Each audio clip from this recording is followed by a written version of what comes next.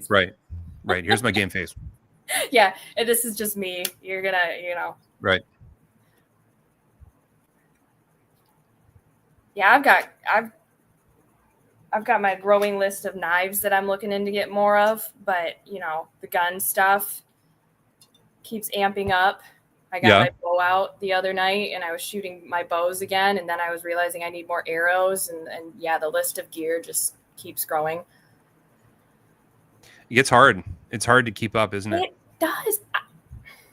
Yeah, I'm always and then you're on Instagram and you're shopping for like the shop, and you're like, oh, I should get one of those for me.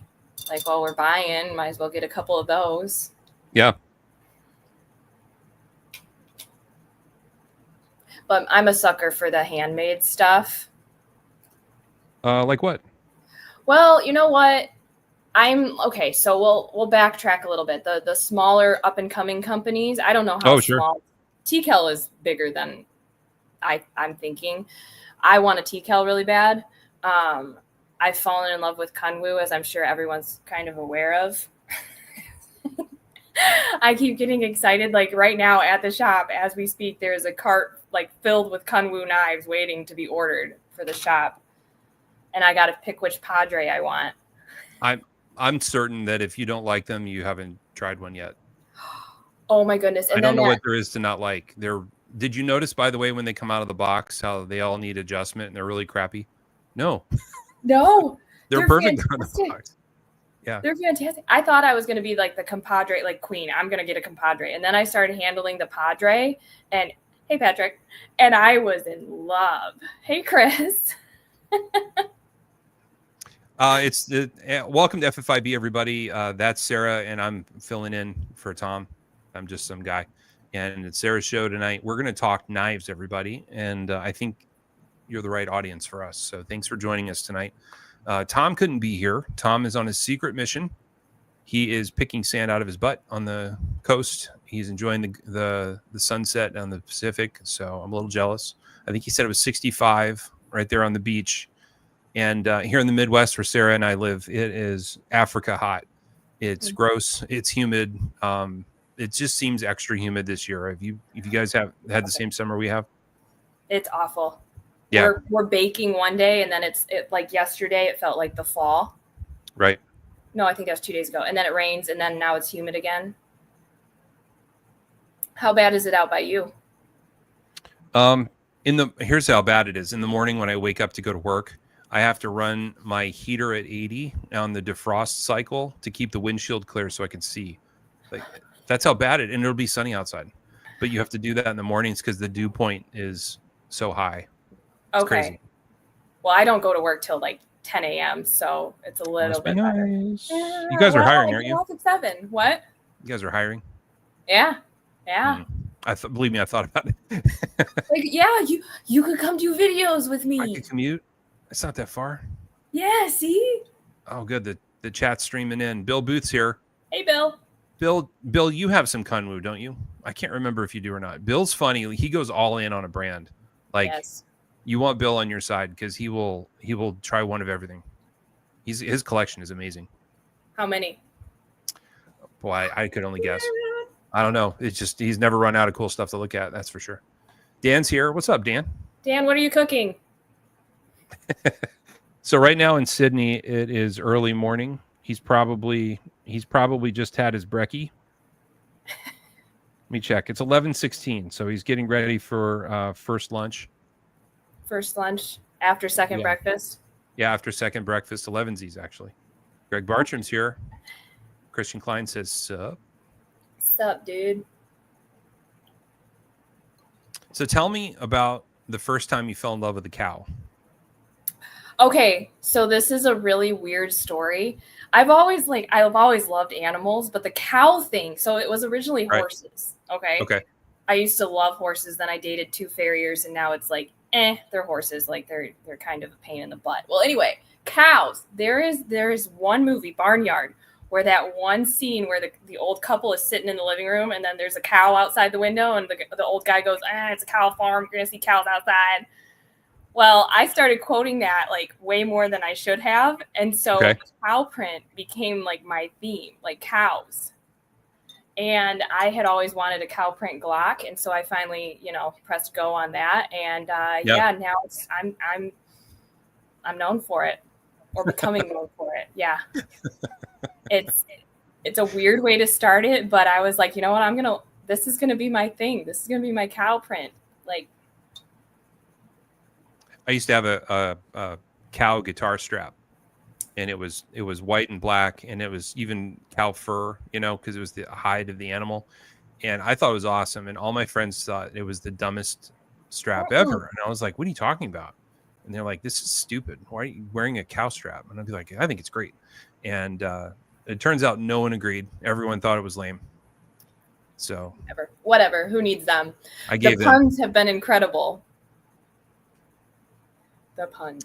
Dan says 11 Z's lunch, 5 roasts, 6 salads, 4 cakes, and a few other things. Gonna fitness all in my face hole. If you didn't know, Sarah, Dan has 8 children. Several of them are out of the house, but there's always a grand meal at the Tan House there in Sydney. So yeah, I'm gonna show up for one of those meals. He usually does the cooking too. So usually on the weekends in the group chat, we'll get a bunch of pictures of dinner. So Dan, it sounds like you need to send them to Sarah too. Yeah, we've talked CZ's before. He sent me some pictures of the food he makes too. So I keep threatening to show up for family dinner. I still don't own a CZ. I need to get one. Yes. They're so good. Jason, oh my goodness. I've been shooting my shadow most of the time lately, and I'm so spoiled. But when I do pick up my my polymer frame CZ, the P10C, it still shoots like a dream. People think I'm crazy for loving my P10C so much, but hey, I don't care. I like cows. So got a couple friends with CZs, and they're always a delight to shoot. Yeah. I've never had issues with mine. You hear issues like with like SIG and stuff, but we won't get into that. But we can get into that. I'm very interested in this topic. I've poked at it on social media, but I try to I've shared a couple memes, but some of these guys like Ben Stoger, he is just off the charts he loves the drama. It's very American to decide that one time is a trend and then overblow an issue and take it out of control. We're very good at that. We go out of our minds over something that almost never happens. And then we also ignore things that happen all the time. Right. So when it comes to the misfiring problems in the P320, it's hard. I'm having a hard time understanding the scope of the problem. If they've made 30 million of these pistols and it's happened twice, I'm not as worried about it. But if it's happened, I don't know, 500 times in the last 6 months, like after a wear-in cycle, maybe it gets worse. I don't know. And then SIG puts out its own data that gets debunked, and then the FBI puts out data, and SIG doesn't like it. It's hard to get a version of the truth that you understand, that you trust too. So the whole thing is really interesting to me, and it's something that we really need to get to the bottom of, I think. Right. And SIG kind of shot themselves in the foot, and a pun intended on that, because their PR team just really dropped the ball on that one. They didn't handle it well. That doesn't help either, right? It makes you look guilty when you handle something as badly as they did. That's in my opinion. That if this could have gone over so much better, in my opinion, if they had just not been so aggressive with their take on it. Yeah, they should have run towards the problem. Yeah, especially if they have like military contracts and stuff. This could escalate very quickly, and now they're downplay it. Yeah, don't give the appearance that you're pushing it off. Just say, bring it to us. We want to solve it.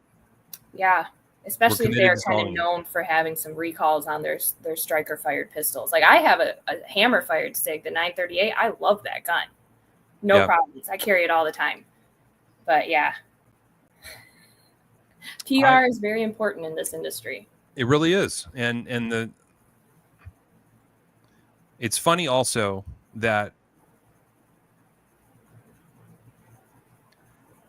we are really good at consumers in America to have a known issue and ignore it for 50, 60, 75 years and just like pretend we're mad, but at the same time we're not so mad that we stop buying the thing. Right. So it's hard to tell like if this is even going to have an impact, because Sig fans are going to continue to buy Sig pistols, right?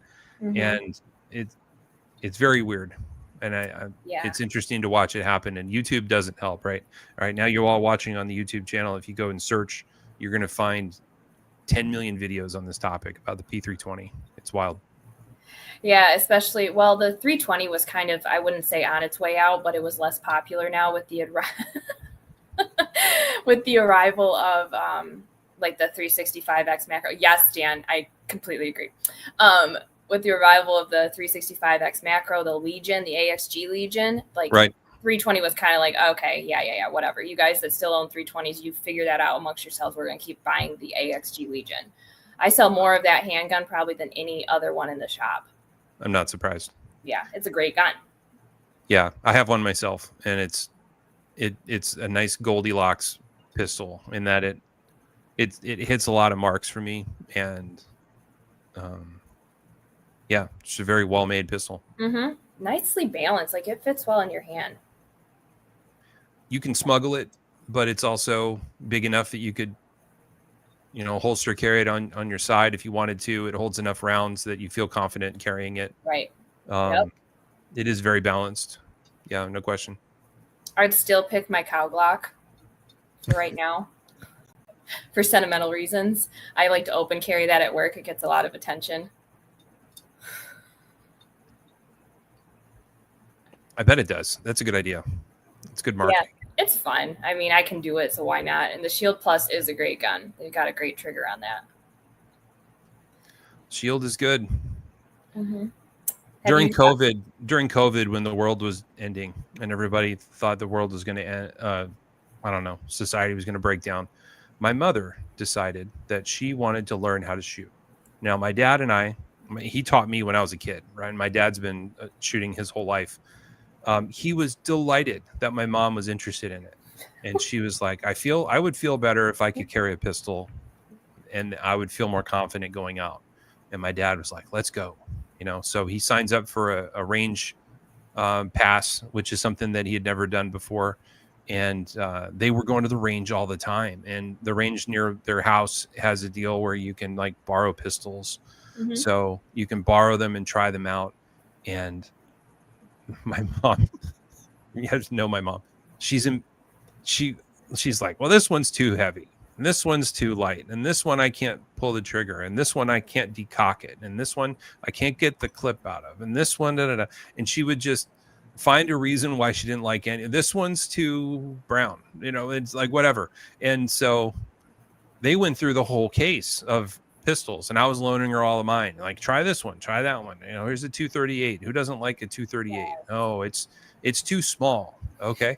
And then you give her a little bit bigger one. And I remember she went through the Shields, and she went through the 43s, and she went through the 365s, and she went like all the ones she should have fallen for. She didn't like any of them.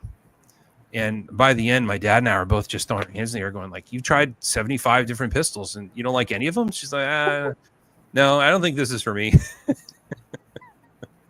And she never got a gun? They haven't made a gun for her yet. Nope. Maybe she needs a cow gun. She does. Everyone does. It's a mood changer. Hey, Tony. But yeah, when I worked at a range, we'd see a lot of females during 2020, especially like 2021 and stuff coming in. I think it's time for me to learn how to shoot and stuff. And yeah, you'd get a lot of, I had to teach a lot of ladies how to rack a slide because I had the method. I still do it at the shop and they seem more comfortable. But yeah, I think women are just more picky. I had the experience of like, I love learning things. So when I began to work there, I let the guys teach me how to shoot. And they really, you learn a lot by being a student and really asking questions. And I was able to fall in love with guns because I didn't know anything about them. I just tried a bunch and I found CZs and that was it. There were times too where I thought I had cracked the code. I was like, okay, she doesn't want a metal frame. She doesn't want a hammer. She doesn't need a safety. Glock feels right. It's just everybody like I don't think anyone hates a Glock. Like, you might prefer something else, but nobody hates it. So that's got to be it. And then she tried it and was like, no, sir. And they do have a very stiff slide.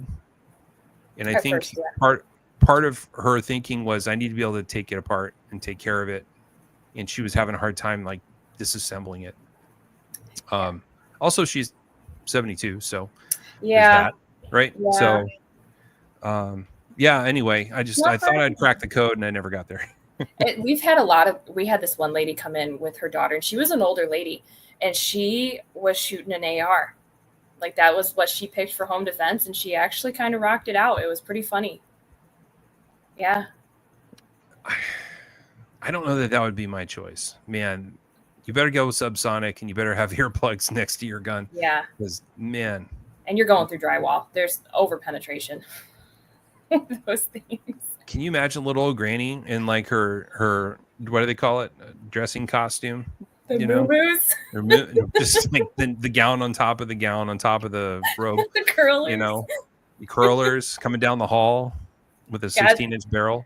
Yeah. In fact, that is me in like 55 years.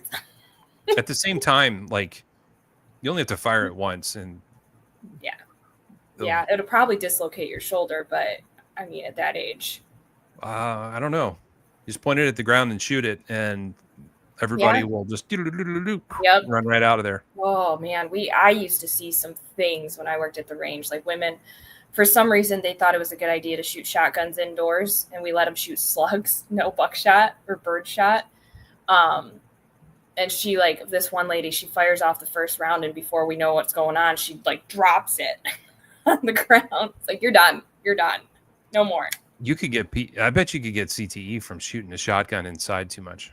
Oh, it's bad. It's crazy. I refuse. I don't even like going to indoor ranges anymore. I'm not saying I'd give her a sawed-off 410, Tony, but that's a pretty good call. Yeah. That would be illegal. Get her a judge, a tourist judge. There you go. Aren't they wildly unreliable? It's a tourist, and it's a yeah, no. Don't get her a judge. Even though there's a special following of people that love the judge to this day. Like, they think that is God's gift to mankind, is the judge, and they don't know why we don't carry one brand new all the time. Yeah, my uncle's kind of a sucker for it's a thing, and it's also a thing. I can think about my dad's younger brother does that a lot. He'll be like, "Whoa, this gun, it shoots harpoons and it shoots 9mm." Like, what do you need a harpoon for, dude? You live in Virginia. And because why not? Well, because it just does. I mean, you never know. Like, okay, you never know. I'm a more like, because I can. That's why. Well, hey, that's the American way, right? Don't tell me I can't do that. Same with this Glock right here. Because I could. It's called free will. Comes off. What? It can come off. I mean, if you go leopard later, you can just change it. Yeah, I'm not a big leopard girl. Like, no. Someone told me I should get like someone 3D print me like an udder extension for my mag base plates. Like your mug? What? Yeah. Like your mug. Yeah. That would be fantastic. I have a cow print sheath on the Dirty Girl. Yeah. That's actual. It's like the actual cow print, like cowhide. Yeah. It's becoming a big thing. I was thinking when you were talking about that guitar strap. Yeah. A cow print rifle sling. Boom. Yeah. Why not? I don't know where I'd get that one.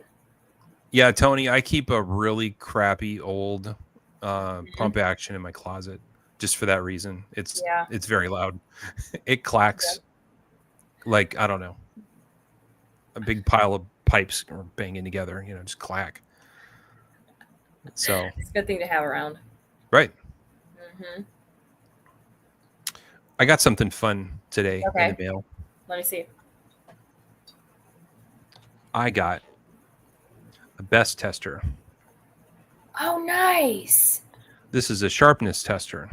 Nice. It might be the most annoying piece of equipment I've ever used. So how do you use it?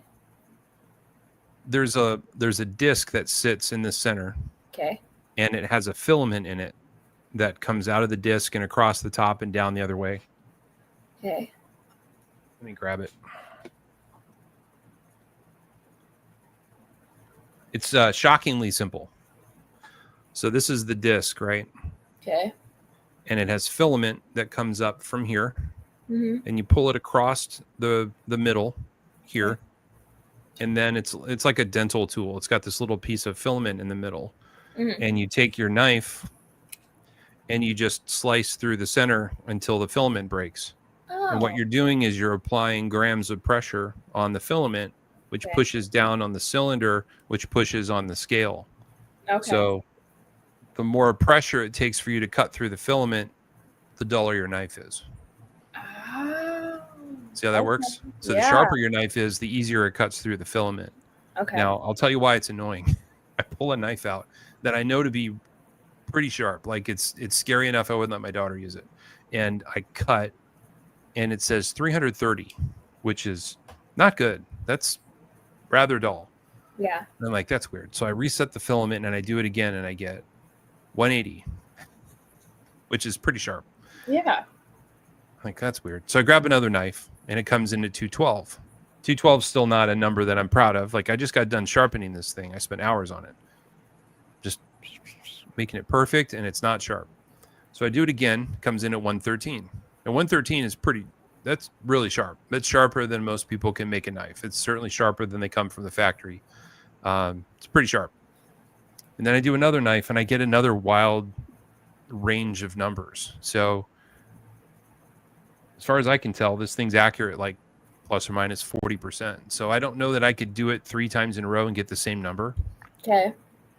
So now I'm frustrated. I don't know if I'm doing it wrong. I could very well be doing it wrong. Does Tom use one of those? No, I'm the first of my buddies to have one. Nice. So you're the guinea pig. Looks like Steven's already tried it. Oh my God, no, those are annoying. I was already a nerd, dude. You're a super nerd. Super nerd. I guess one thing I'm thinking about is if I cut the filament here, I'm going to get a different number than if I cut it here or if I cut it here, right? Yes. Because it's just a different part of the edge. So it's possible that while you're sharpening it, it might be sharper there than it is here. Yeah. So that's another fun factor. Now, the weirdest thing is I've seen people get numbers as low as like 12. Really? Not sure how you do that. Okay. Does the steel come into effect or no? Because the filament's the same every time. It's like the control group. My working theory right now is that if you leave it toothy, it's going to cut it easier because you're leaving like little razor blades at the bottom of the edge of the knife. Imagine if you zoom in like 100x, you're going to see all these little razor blades. Right. And I think it probably cuts better. Mm-hmm. It's hard to say. Yeah, very finicky with consistent placement. So far, I'm frustrated by it. How long did you spend on that? What's that? How long did you spend on that? Oh, I don't know. 25 minutes. Oh, okay. I tested 4 knives probably 16 times and just got confused the whole way. I watched the YouTube video and didn't get any less confused. Are you taking like notes when you're testing them? No, I should have wrote it down. Yeah, I'm an engineer's daughter. There might be like I haven't gotten to the graphs part of it. Right. Well, to be a decent scientific test, it's supposed to be replicable. So I should be able to send you the machine and send you the knife, and you get the same results. And it didn't seem to work like that. Steven says, he says mine is in a junk drawer. Great. I'm probably killing my ability to resell this thing. So I'm going to have to find somebody that doesn't have YouTube on their phone. You're going to have to find a different live stream to peddle this on. Right. I'll get him in at the shop. My friend Sean Houston has one. I'm going to call him my friend. He's my friend. He has one. And I know he's gotten as low as like 19 on his, which is stupid sharp. And I know, like, in a practical way, I had somebody explain to me once there's hair popping sharp, right? The knife goes in contact with a piece of hair and it just pops. Yeah. But that's not really sharp. Sharp is when you can take that knife and you can whittle the hair into little miniature hairs. So that guy one time got as many as 7 whittles out of a piece of hair before the hair broke. So that's sharp. Wow, I want to get to that zone. Wow, that is very sharp. I meant I'm using it right now. Okay. Thanks for clearing that up. Yeah. So, I got this fancy sharpener. I got fancy stones. I got my technique down. Putting good edges on knives. So I like the results I'm getting. But we've been doing a lot more insecure. How much? So, do you mind if I ask how much that tool is? I think new these are $250. I got it secondhand, and I got a good deal from a friend. Oh, okay, because they ain't cheap. That seems like for something that doesn't work every time or it doesn't give you the same answer. That tells me that it's operator error. It's me. Are you sure though? Because I mean, Steven's got it in his junk drawer. I mean, he's using it right now, but for now, I'm going to assume it's me. It's made by Sharp, the company that makes calculators. Yeah. I think, or they stole their name, but I mean, it looks legit, right? It takes batteries. It's got a serial number, RoHS compliant. So, well, I don't know if everyone. Have you watched any reviews on them? Reviews, no. Because I mean, if it's the same across the board that they kind of suck, then it might not be user error. I think there's a lot of variables at play, right? We have the entire we have the entirety of the edge, and where are you cutting it? Are you cutting it in the same zone? So I probably need to Sharpie the blade so that I can make sure that I'm only getting it in the same spot. And then, am I applying equal pressure? Did I switch hands? Is the angle different? Those things all kind of matter. And then the other part is just like dental floss. Like there's a wheel here that loosens the filament, so you can release it and pull it through, and then you tighten it down. And then you have to bring it across here and you kind of tie it on this side. Well, how much pressure are you putting in the line too? So if I take my tweezers and I pull it tight and then I tighten it down, it should cut easier. So it seems like I can probably gimmick the results by putting a lot of tension in the line. Yeah, but then I feel like there's too many variables. Like this could be made better. I agree. For $250, yeah. We should call Larry Thomas and get him on the show and have him tell us what we're doing wrong. He would know. Yeah, have him prove it on air. Steven goes, I don't listen well or have much patience, but there's a lot of videos out there that I could watch. Isn't a best tester of food scale with extra gadgets? Could be. Hi, Jim. Yes, Christian. Okay, well, it's a food scale. I can hang 100-gram weight on to tension the wire. This is getting complicated. Man, that's really something. I'll try that. That's a good idea, though. Let me just find my 100-gram weight. Yeah, I'm sure it's laying around somewhere. I have one here. Wow, that's pretty intense for such a little gadget. I agree. Yeah, Gene's been sharpening a lot of knives lately. Do you guys do it for hire? Like people mail in their knives and you sharpen them? Or is this a walk-in thing? It's a walk-in thing. We get a lot of kitchen knives and stuff. Yeah. And then obviously the EDC knives. Yeah. Once you start doing kitchen and like barbershops and salons, once you start doing that, it turns into like a recurring revenue. Yeah, and it'll take up all his time. So he does the gunsmithing as well. So it's good. He'll make a lot more money from gunsmithing. That's the scary part. Like you don't want to waste all your time sharpening just to make a little bit of money. Yeah. It brings us a lot of business. Like the people come in and then they'll maybe look at knives while they get their knife sharpened and stuff. Sure. So it's good traction for that because we've been really hitting that marketing as hard as we can with the giveaways and stuff. Yep. Those are fun. We had the guy that won this month's giveaway and I emailed him and he goes, what'd I win? Dude. Well, now you don't deserve to win because if you're not watching the videos and you're not reading the emails, I don't know what to tell you. He could be one of those guys that enters everything he sees. Exactly. And the email literally said like giveaway instructions. So all he had to do was respond with his name. Right. And for me, I'm like, I want the guys that were excited about it to win it. Tom and I use a random number generator when we pull a winner. And there have been many times where the winner has been somebody we didn't know, and we've been really disappointed because we want it to go to one of our friends or somebody that contributes a lot in the group. Yes. That's it more than anything. Like the guy that's posted 58 times this week, I want him to win it. Right. And it goes to somebody who's never posted before. That's all right. I've got all these guys that like they comment all the time, they're liking, they're sharing, they're reposting, and then some guy doesn't even know what he won, and I'm like, great. I'm so happy. That's swell. Yeah. But it was a utility, a Cobra Tech utility, which are fun, but it's not like he won some exclusive Spyderco that they don't make anymore. Yeah. Because I would have been like, no, you didn't. You didn't win anymore. Robert Sierra wanted to know if you have tried the new Nimble X. Nope. Is it good? Couldn't tell you. Who's that by EMP? Yes. Yeah.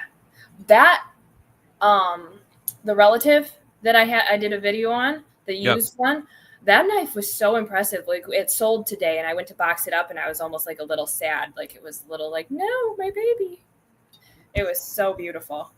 The action was just phenomenal. But no, I'm sorry, go ahead. I just haven't tried the Nimble X, but it looks pretty cool. I've tried a couple of those EMP knives and they're not my style.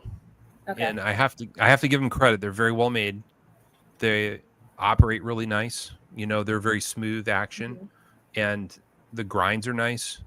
Nothing wrong with the way they're built or assembled or anything like that. I don't love the look of them. So for me personally, they're not my style. Yeah. But everyone I know that has one likes them. I've kind of recently fallen in love with front flippers, and this one was a front flipper, and it was very smooth. It was like, because I went over to the used case to pick out a knife to feature, and that was just one we'd had for a while, and I hadn't really handled it, and I picked it up and I snapped it open and I was like, whoa, okay. And so it got me excited. I'm a sucker for a good front flipper. I think it's hard to engineer a good front flipper. Mm-hmm. So yeah, I give extra credit for that.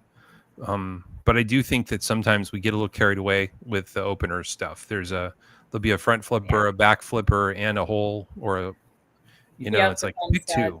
Two is enough. Yep. Sometimes the multi-deployment got a little out of hand. Yeah. Yep.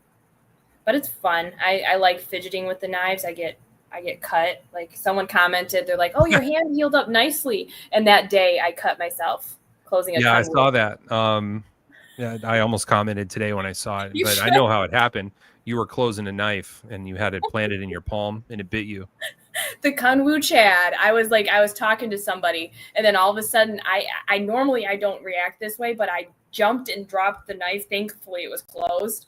But yeah, it hurt. It bit. But yep, I walk around the shop doing that like all the time, and yeah, that one got me. One time I went to a knife store and I had my Grimsmo Rask in my pocket, and it was at a time where they were incredibly rare. Mm-hmm. And they were $1,100 if you could find one. They were on the secondary. They were $2,000. They were very, very rare. And I had one, and I got lucky because it was one of those things where if you want to buy one, you have to put your name and email into a website, and then they'll draw you later, and you'll be able to buy one eventually. Just by through random chance, you might get a chance, right? So it was 3 or 4 years until I was able to buy one. And They just hit me up and they're like, "Hey, we have a knife ready if you want it." And I said yes, because I hadn't had a chance yet. So I bought it, and it's an amazing knife. It's as well made as a Swiss watch, just perfect inside and out. It's gorgeous. And I had it maybe 4 days, and I walked into a knife store, and there was a kid there that was the grumpiest one on the staff. The one that's always leaning on the counter. And he wanders over. He's like, "What do you got in your pocket?" And I just handed it to him. And he goes, "I've never heard of it." And he turns it over twice and he flips it and drops it. It fell open on the ground. And a couple of the other guys walked over and saw what happened. They just murdered him. They're like, "Bro, you don't know what you did. Those things are so..." I would have throat chopped him instinctively, like not on purpose. I laughed out loud. That's all I could do. Oh my goodness. I thought he was going to die right there on the spot. I thought he was going to throw up and then curl up into the fetal position. It was really funny. I get nervous, like customers, I warn them like with the Protex, like, hey, these things snap, so hang on to it. Because I've watched them drop Protex. It's just like, oh, my children, don't do that. And I've gotten to the point where it's just like when I sell a knife, it's got to go to the right home. Like, especially the used ones. It's like this one guy came in and he was looking for like a graduation gift. And he walks over to the used cases and it was for like an 18-year-old girl, okay? And she doesn't like know anything about knives. And he's like, "What about this Chris Reeve?" And I was like, well, those are kind of like an acquired taste. Like you really want to know what you're dealing with if you buy someone a Chris Reeve. Like, it's not just a throwaway knife." And it's just like, oh my goodness, no. Get protective. You make them give a blood test and then pre-interview. Background check. Yes, I need to make sure it's safe and it's not going to be mistreated. Right. Yeah. I'll sell that guy a Vosteed all day long. I've dropped every front flipper I've tried. And you haven't. If there's a knife I'm going to drop, it might be a front flipper or a shaman. So I was opening this one in the office, and one of the guys came in, but I was opening it with my left hand, and it literally like hit him in the leg. He was not cut, but he still reminds me about it to this day. So he'll be fine. It was a little bit, it was just kind of like, hey, just, remind you who's in charge around here. Could be worse. Yep. It's better they fear you. Jay Cameron wants to know thoughts on the new Brian Brown Raptors. Never had one. Do you own any of the versions? Mm-mm. So I've known Brian for a long time. Consider him a friend. Tom and I got to interview him very early on in his career, where he was just barely making customs, and he had done his first run of Riot-made knives. And the Raptor came along second. It was a second design that he did out of Riot. And the Raptor is, let's see. My first impression of the knife is that it's smaller than it looks in the pictures. So if you've never had a Raptor, you need to know that it's about the size of a pair of 3. It's a 3-inch blade. The handle's not that big. It's very slim in the hand. And as you hold it, it doesn't have this. So think about a PM2 has a big swell in the middle. Okay. On Brian's knife, it's sort of the backwards of that. So it's very, very slim in the hand. Oh yeah. It has a really good butt on the knife here. So when you're holding it, your finger does lock in really well, which is important for like stability as you're cutting. Mm-hmm. But it is slim in the middle. The blade has a really nice hollow grind to it. So it's very slicey, but it's also very sturdy. I would say overall on all of Brian's knives, they're sturdy. Like if you play with his customs are like tanks. They're very well built. So it has a precision in the way it cuts, but it's also kind of a sturdy blade. What else can I say about it? I'm looking at it. Yeah. Are they heavy?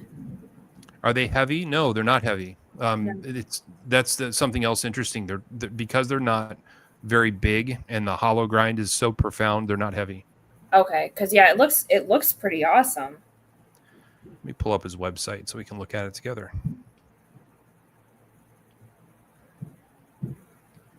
Share screen.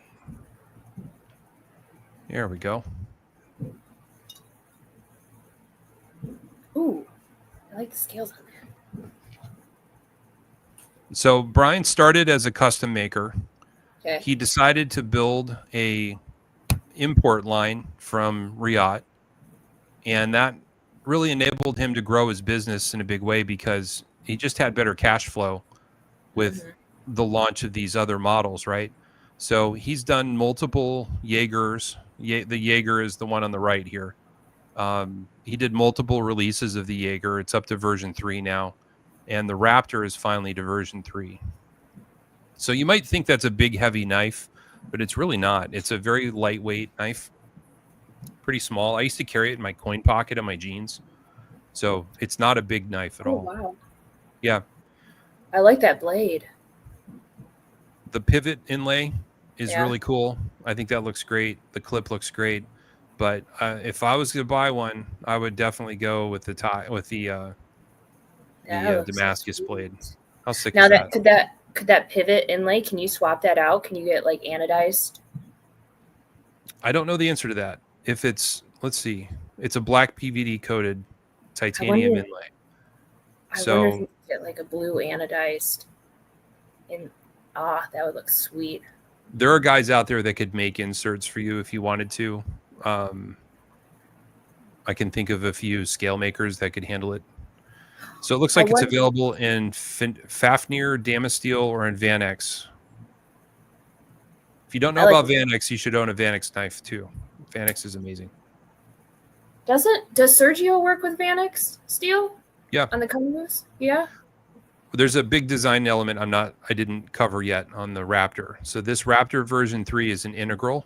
It's not a traditionally assembled knife. So integral means that the handle is one piece of titanium. It's not two pieces with standoffs in the middle. That is infinitely harder to manufacture. And if you talk to any knife makers about it, they'll tell you what a nightmare it is to hold the piece of titanium still while you mill it and not have it blow up. It's very, very difficult to tweak the knife after the fact too, because you have to do all of the adjustments while you're making it and not after the fact. So these collars that we see around the pivot are actually there to hide the fact that the stop pin has to be inserted once the blade is in. Okay. So there's a stop pin that's hidden underneath those collars. So being an integral, this knife is going to be, in the Spyderco world, it's going to be like the Payson or the Nirvana. So all one piece of titanium. And that's why the price is $410. The Raptor V2s were closer to $300. Okay. Wow, that's impressive. Buy this knife if you appreciate the engineering and the design and the look of the knife, and know that you're getting it made from Riyadh. So the quality is going to be amazing. They're extremely well made.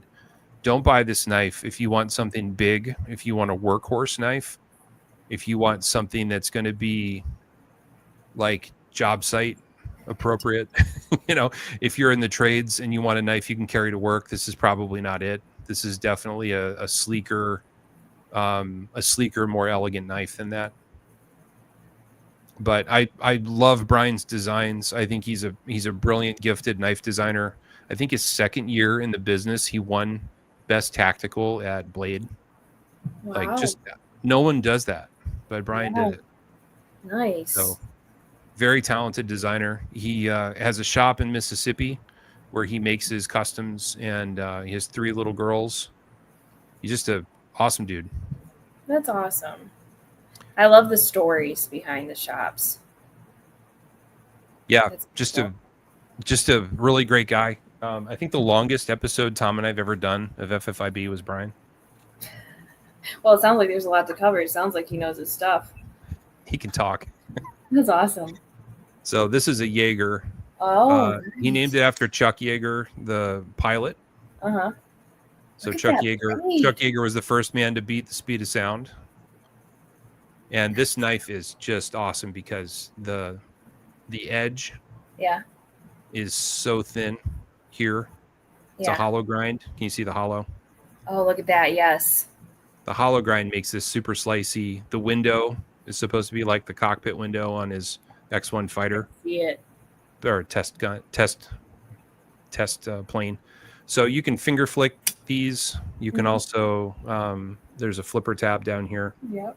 So I believe these were all flipper tab. I don't think he did any without the flipper tab. And I know right now everybody's moving away from flipper tabs, but I think this knife looks just as good open as it does closed. That's not always easy to do. Just a really good looking knife. Where'd you get the pocket clip? Did that come with it? So at the time these came out, when you bought the knife, you could get an upgrade collar and pocket clip and backspacer. Ooh, that's pretty. So anything worth doing is worth overdoing. So on this one, I went with the Dama and the upgraded stuff. Wow, that's beautiful. So that is a work of art. They're cool. It's a cool design. But it looks sturdy too. Yeah, I would say it's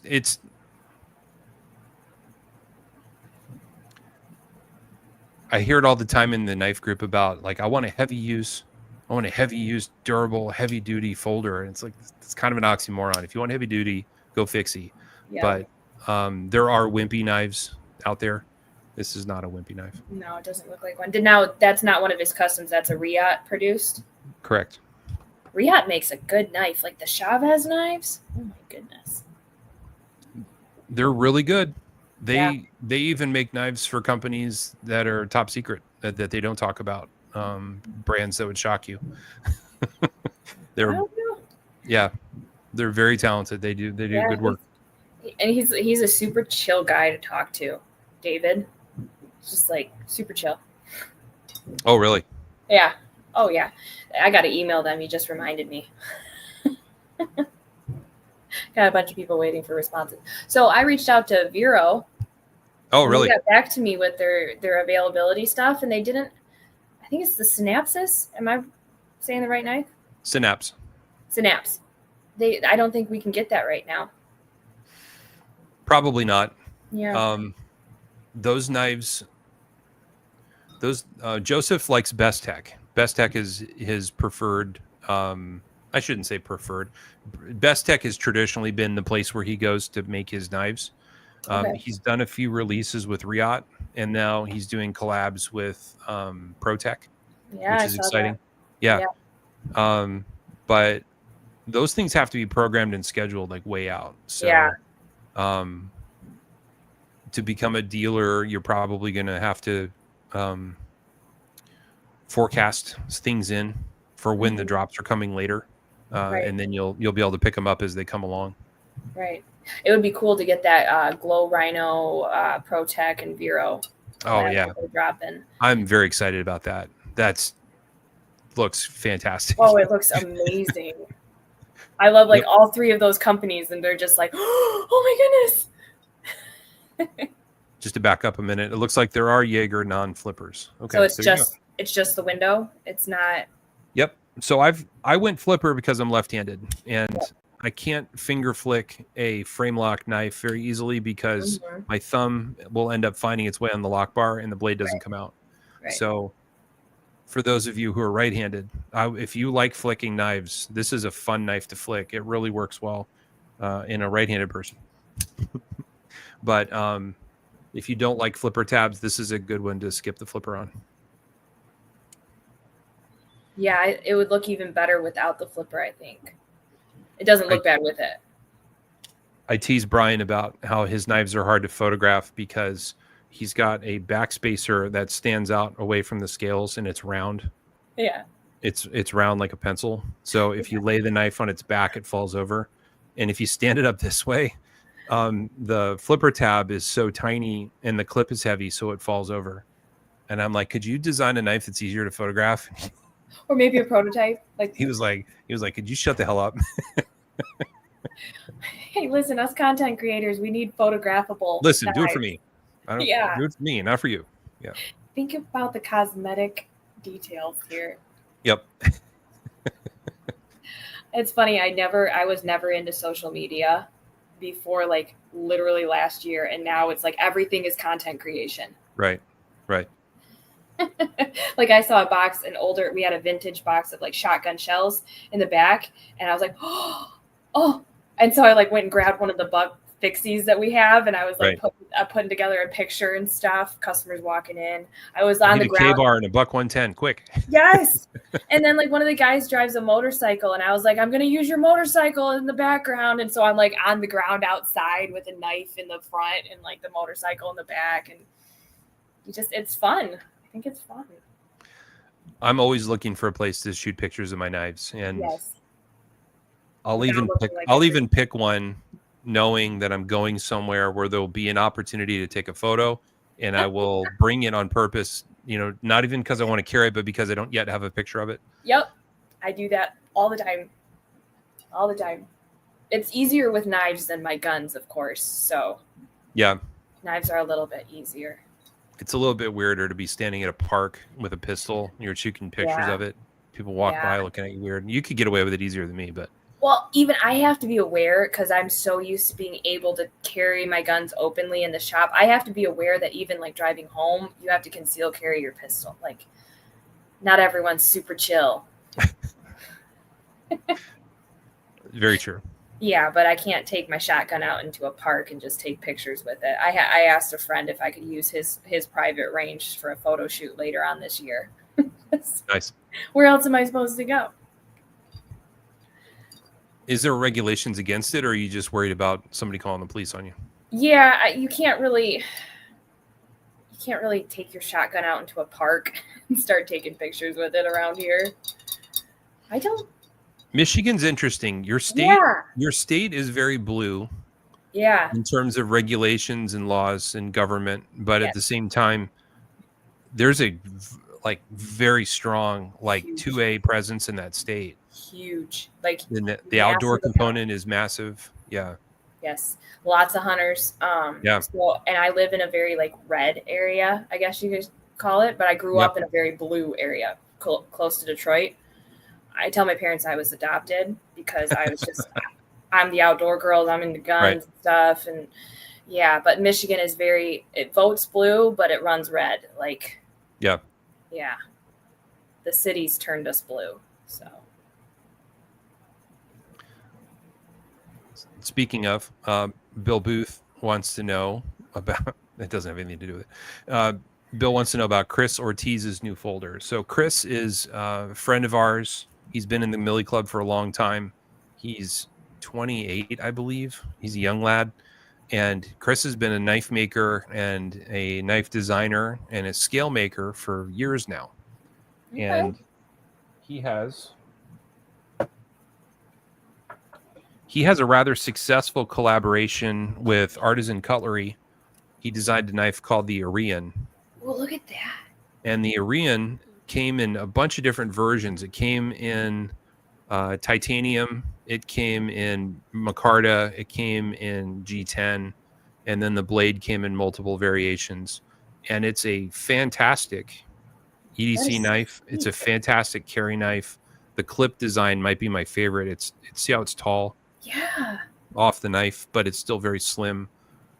It's a very elegant knife, but also it's something you can use and you can really get some work done with. So Chris designed this, and his company is called Cerberus Knives. That's his maker's mark there. Okay, that sounds familiar. So Chris designed this. Artisan Cutlery makes it. They did, like I said, a bunch of versions of it. They think you could get them for $150 up to $350. That's not bad. Really cool. And after this knife, the Arian, Chris started making fixed blade knives. He's been making fixies for a couple of years now. He was a scale maker. And recently, Chris has been working on a folder. So he released a folder through a collaboration with Jack Wolf Knives at Blade Show. And it was kind of a big buzz at the show. It did really well. And that knife is really pretty. I don't have one here at the moment. I want to look it up. Let's see. I'll pull it up. Okay.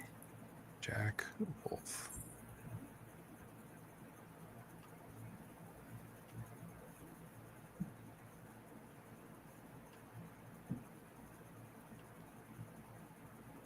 Through the miracles of technology. There we go.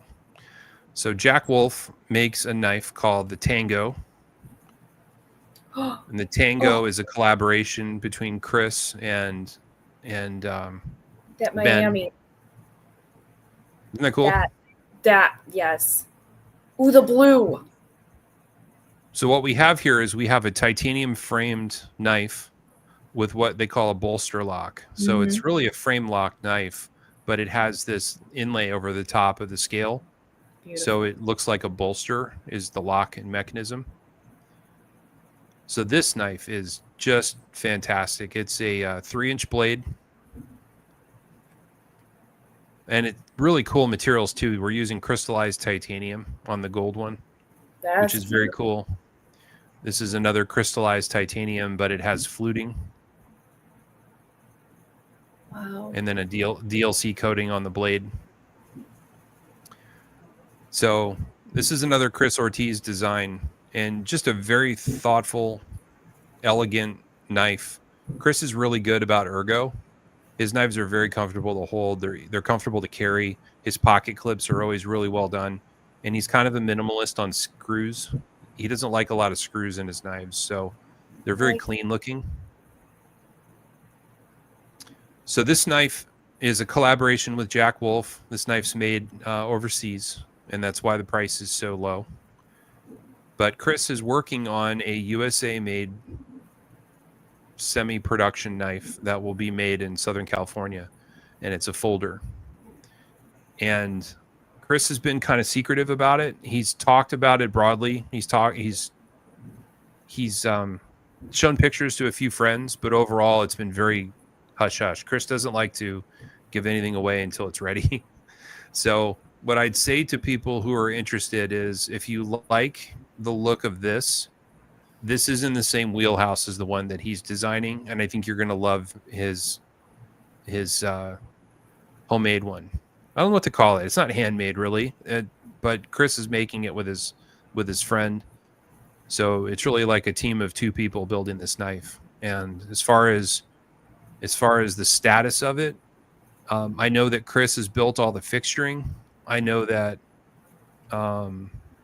he has materials. He has the fixturing done.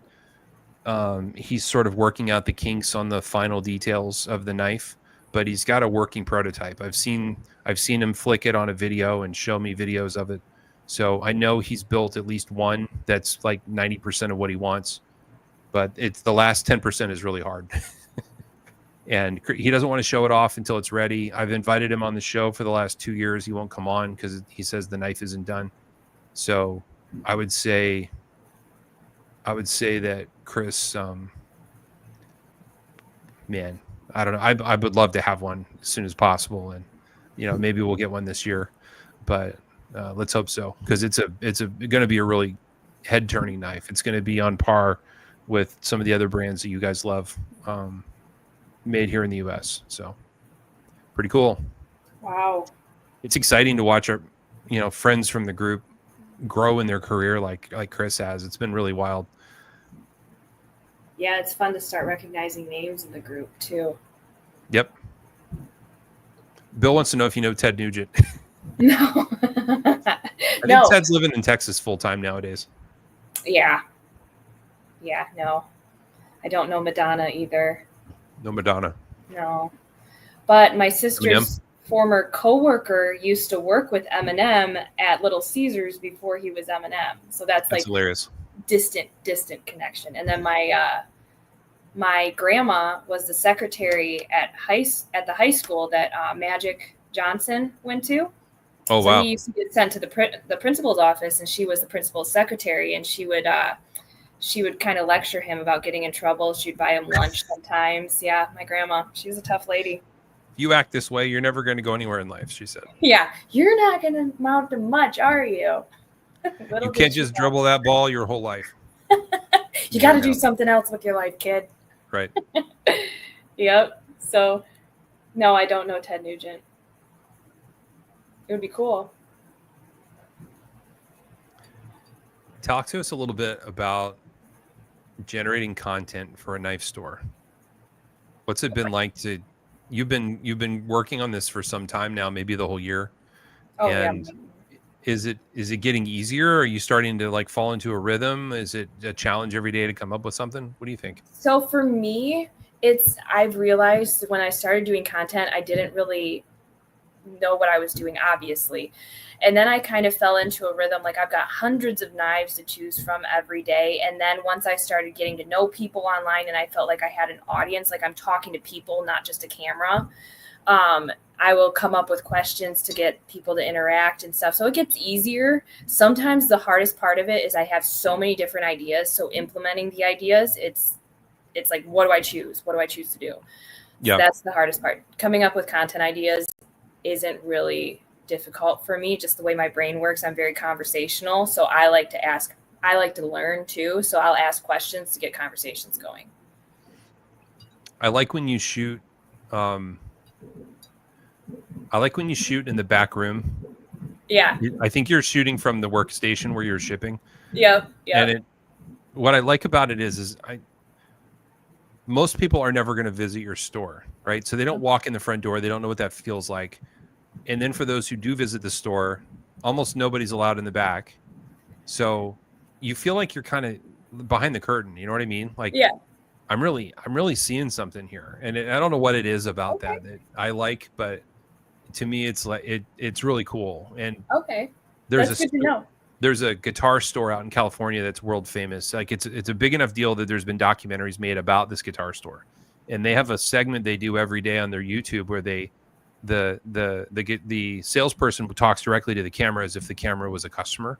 Yeah. And he'll say, "Come with me, let's go." And he always takes him in the back, and then he pulls a guitar off the shelf, and then he opens the case, and you look at it together. And it's one of those things that you can, as you're watching the video, you're imagining like, hey, he just called me and he told me my favorite guitar in the universe is there and I got to go see it. So you kind of feel that as you're watching it. And they've never posted a video where the guitar didn't sell like the next day, because there's guys like me watching the videos and you see it and you go, that's it, I'm buying it. And you call them up and you buy the guitar, you know, and it's, so there's, I don't know, it's something fun about it. It's engaging, I think. Yeah. And I think people like to be brought into the behind the scenes. It's fun. Like there's a box right there. I was shipping some orders and no one else was in the shop. So I just like, I'm going to make a video. It's fun. And again, I'm very conversational. So I like talking to everyone, and I've made a lot of friends online. So it feels like I'm talking to my friends in the morning, and it's just like, okay, guys, now it's time for you guys to teach me something, because you guys have taught me so much. Like it's incredible the amount of knowledge here, and I love learning. So it's a lot of fun for me. But yeah, the content creation is pretty easy because of you guys, because of your interaction. I know a lot of people that struggle with it. They just can't come up with ideas, or they don't know what to say. And I think you've done a good job of, like you said, realizing that it's real people watching you. It's not just a camera. It's fun. I love it. I didn't realize that I was going to love it, but at first I was heavily scripted. Like I would write out like almost every word of my video, and you can hear it in my voice on my old videos. Right. And now it's literally like I'll walk out, I'll grab a knife, I'll research it a little bit, and then I'll walk outside and then just start talking and see if it flows and stuff. And if I've made mistakes and people correct me, but it's like, oops, like thank you for correcting me. And then we move on, we learn and we move on. So it's a lot of fun. Once I lost the fear of messing up, or the fear of not making a good enough video, it just comes more natural. And content creation isn't for everybody. Some people find it to be a drag. I absolutely love it. I think it's best when it's spontaneous and it's honest and it's genuine. Yes. And that's better than overbaked. Yes. If you overbake it, it feels phony. I'm not interested. I feel manipulated. Yes, and everyone's craving genuineness, because a lot of these content creators of any genre online, they're all fake and it's coming out as lies. Whereas, you know, if you're not trying to be who you aren't, first of all, if you're not lying about who you are, it's never going to come out as a lie. And second of all, people can relate to you. Right. Like I do videos in my car. And it's like, whatever, I'm showing the knife. Here we go. Yep. But yeah, the people make it the most fun. So our friend Vic, who goes by Spidey Arch, he says, thoughts about doing an exclusive Spyderco and Knife Hub, a baby blue handle color and a satin blade ? I would love it. I don't know how many we'd have to buy or when that would be produced. How long would it take? Where's the club knife? Wow. That was rude. It's pretty freaking rude. That's what my mind goes to automatically when I think of a collab with Spyderco. It's like, wait, where's the club knife? But I would love it. I'm sure Gene would too, but it depends on the quantity we would have to buy. So I can talk about it at length off camera, but not on camera. I can tell you about it. But it's tough. You're going to buy a big quantity of knives. Mm-hmm. It's a big purchase order number. It's a big check. You got to pay it off. You know, you're taking a risk that what you order today and you wait until you have it, that it's going to be desirable on the other side of it. I know stores that have waited a long, long time for knives, right? Sometimes years and years, and tastes change. So what's really like right now, people can't get enough of 3-inch folders. They love a 3-inch folder, and that may not necessarily be popular in 3 years. Yep. People might want 5-inch folders. I don't know. So yeah, the quantities are weird. So can you move 600 of the same thing? Can you move 1,200 of the same thing? You probably can if it's a hot knife that strikes while the iron's hot, you know, and it's something super desirable about it. Yeah. And like shows help us a lot. Like I love going to the shows that would move them. I know we could move them. But yeah, it's the quantity right now because we're stocking so many different brands. Yep. Like it's a lot. I mean, I'm constantly like today I was selling a Microtech and I was like, dude, we got to do another Microtech order. And we just did one. And it's just, and then we just ordered Benchmade, and then the Kunwus need to be like, so. Yep. Right. It's a lot of money to tie up in inventory in one thing. Exactly. Especially in one single knife, not just a brand. I know a dealer that had he was friends with other dealers, and the 6 of them went in together and they ordered a knife from a brand I'm not going to say the name of, and they made an exclusive for the 6 of them, and they were all going to share it.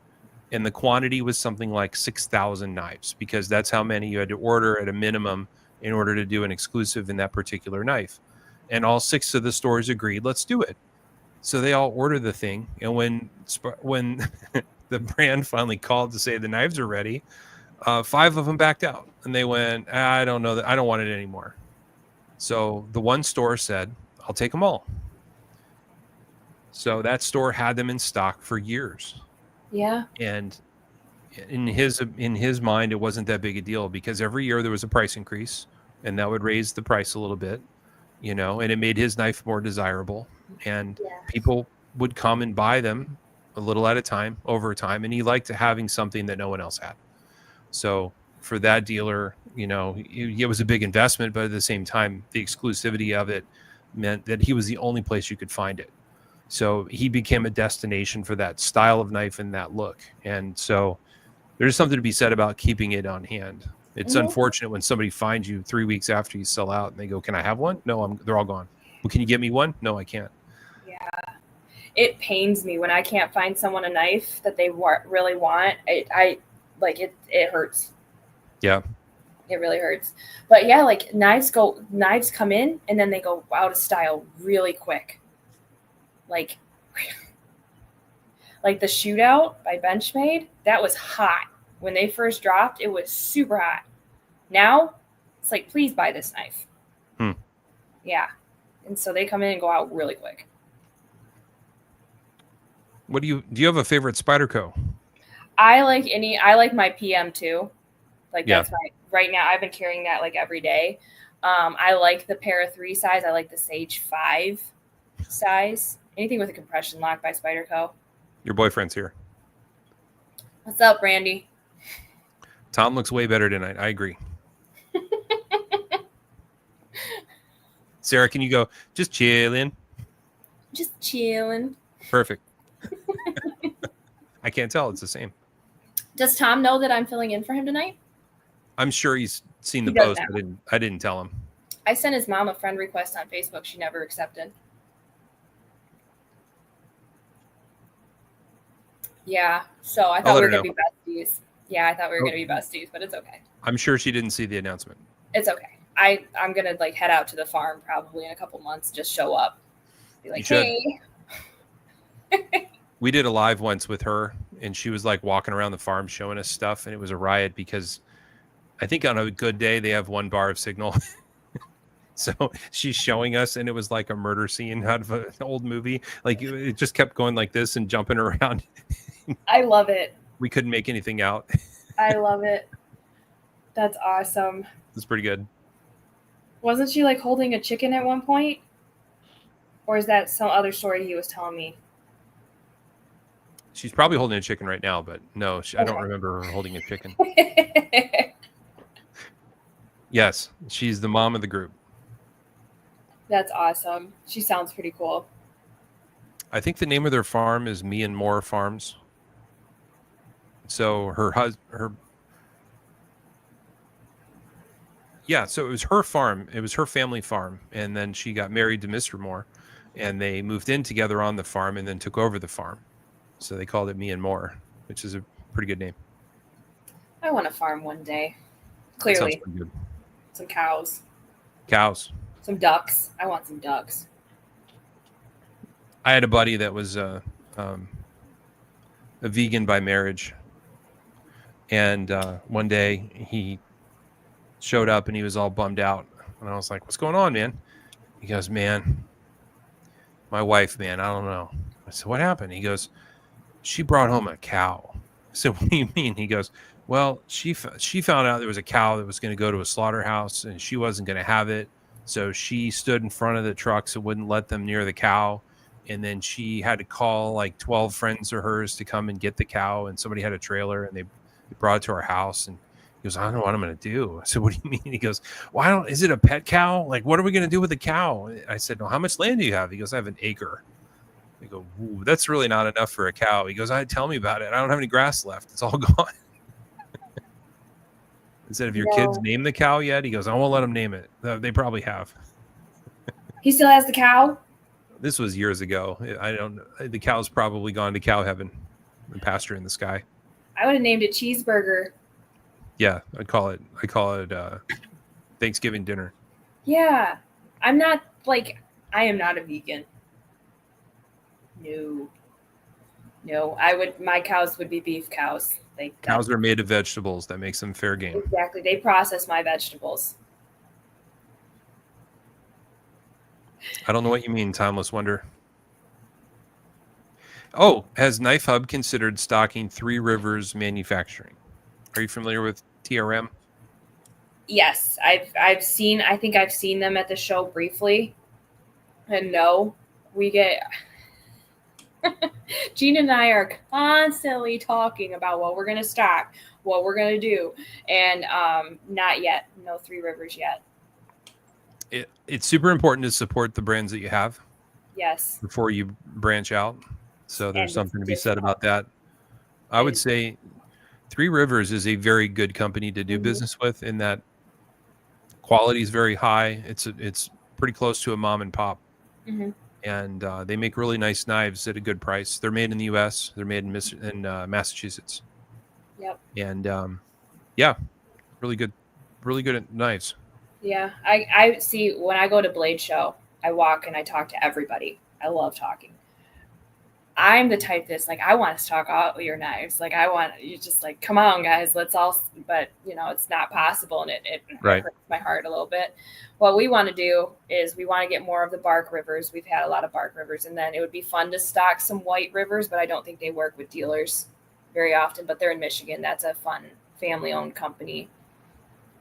But yeah, it's very hard to decide what you're going to stock. And once you stock it, yep, like you said, you got to support it. You got to get behind it. If you carry 11 Spyderco, you won't sell any. Yep. If you have 200, you'll sell a ton, because all the options are there, Well, okay, who's going to buy all the serrated Spydercos that we have? What do you mean? They don't sell well? No. So when you're a premium dealer for Spyderco, you get 5 of each new knife as a dealer, but that means you get 5 of the serrated as well. So I have at the shop tons of serrated Spydercos. If people owned one and used it, they would appreciate how good they are. But I think everybody believes that they're hard to sharpen, so they don't want them. Yes. And it's insane. Like, I have an AUS 6 Delica, and I've had it for 25 years. An AUS 6 is arguably the worst steel that you can get a folding knife in. It's really bad. The edge retention is among the lowest of all the knife steels. And that knife never goes dull, ever, ever. And in the 25 years I've owned that knife, I've only sharpened it one time because it's serrated. Yeah. It doesn't go dull. And it's the entire length of the blade is nothing but knife tips. So Right. it's stupid sharp and it cuts like crazy. And I've abused the thing. I've used it for all kinds of things I shouldn't have. And it just keeps cutting. That's good So to know. serrated knives, they don't, okay, it's hard to sharpen. So what? You're not going to sharpen it. You don't need to. Right, Christian, I'm holding you to that. Siri just told me good night. Oh, that's weird. Hey, Siri, stop talking to me. Okay. Because you said serrated. Probably. Christian, I expect to see lots of orders on Monday for serrated Spydercos from you. If you have any DLC serrated carbon fiber, Christian will definitely take them. Right, Christian? Right? Some 15V models are in the range of 5,000, I heard. I think he means quantities. Oh, for the collab or whatever, the limited edition? He can't know that because Spyderco's never told anyone. And that would be, from what I know of past releases, that would be an unprecedentedly high number. And I'm skeptical. Like I talked to Kershaw, they were doing Livewire limited editions. Mm-hmm. Like there was one that was like a mint chocolate chip theme that I fell in love with. But you only need like 500 knives. And I could definitely, that's a reasonable number of knives. Like to store them, it would take me a few years to sell them all, but I think you could do it. During COVID, when everyone was buying everything all the time, I know a store that sold 2,400 pair of threes in 12 minutes. So think about the load on the website for a minute. Like how many times did people hit F5 to refresh their screen, leading up to the drop? I knew stores that were deliberately dropping it like 4 minutes early so their websites wouldn't crash. It would give them like a ramping start because everybody was ready to go. So they would drop it a little bit early and not tell anyone. Yeah. And it would keep their servers from crashing. It was the only way to do it. It was such a heyday. It was such a heyday for knife sales. Everybody was buying everything like it was like they'd never have another one. It seems to have changed even in the last year. So with the gun industry, you see it change throughout the year. Like summertime, we slow down. And then with the knives right now, everything's kind of a little slower right now. We get a lot of traffic still, but like people seem to be tightening their belts a little bit right now. They're watching. But it seems to be a little bit slower right now. Yeah, no question. Christian, let's revisit this. Eric said they made lots and lots of the later 15V sprints. Mm-hmm. That's very on brand for Spyderco. I remember when the first Shaman sprint was the S90V and carbon fiber, and they did their normal run of those, and it took a year to sell out. And it was very, very weird for Spyderco to go that long on a sellout. But then they put out the Crewwear Micarta Shaman, and that was a sprint. And that one they only made 300 of because they didn't think it was going to sell well. And it sold out like that everywhere. And people were so upset that it sold so quickly, they ended up doing another run of them using Z-Wear instead of Crewwear, which is kind of the same thing. It's a Coke or Pepsi thing. So they used Z-Wear, and they made another run of those, and they put out something like 1,200 of them, which would be a normal batch for Spyderco. And they had to do that because people were so mad at them for shortchanging them on the Micarta Crewwear. I'd be a little mad. Yeah, that's where the term Crewcarta came from. That was like the first Crewcarta knife. Okay. And so what Spyderco will do is when they do their first sprint run, they're like, let's see how it goes. And then they do their second one, and it'll get a little bigger. So I know the 15Vs have been super successful. So this makes total sense, Christian. Yep. Oh, he's currently shopping Knife Hub. Oh, and Christian, while you're on Knife Hub, we are working on a new website. That's exciting news that we're going to be So if like we always ask people, especially in store, what do you think of our website? I know it's a little harder on a phone to navigate because that drop down will appear if you go to scroll. The drop down drops and blocks half your screen. So we are working on stuff like that. We love, that's another thing about Knife Hub. We love customer feedback. Like literally. I know early on web developers had to sort of choose between the mobile friendly or desktop friendly, but we've certainly moved into the world where mobile is more important. I think over 70% of our users are on their phone. And you know, for building a knife website, it's which card processing or payment processing company will allow knife sales. That's one of the most difficult ones to solve.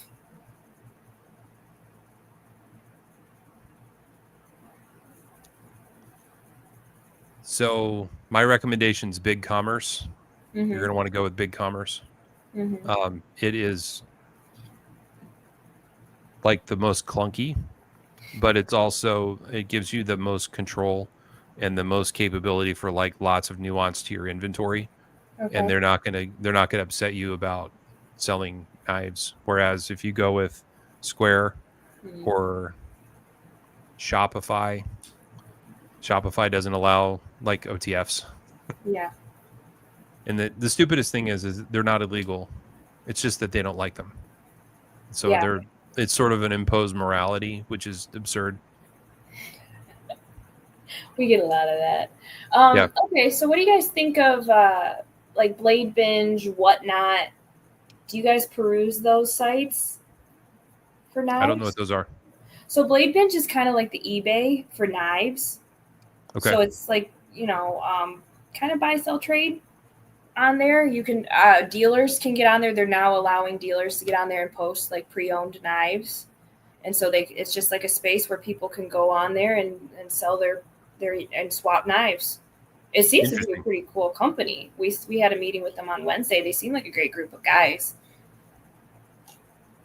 What about, have you heard of Whatnot? It's kind of, I think it's the same concept. No, I've not heard of either of these. Okay. Well, definitely check them out. Like I was just curious to see if anyone had used them. Because I met Ray, who does Blade Binge's content. I met him at Blade Show and stuff. He's a super cool guy. He's like Rocket City. No, not Rocket City. Original EDC. Yeah.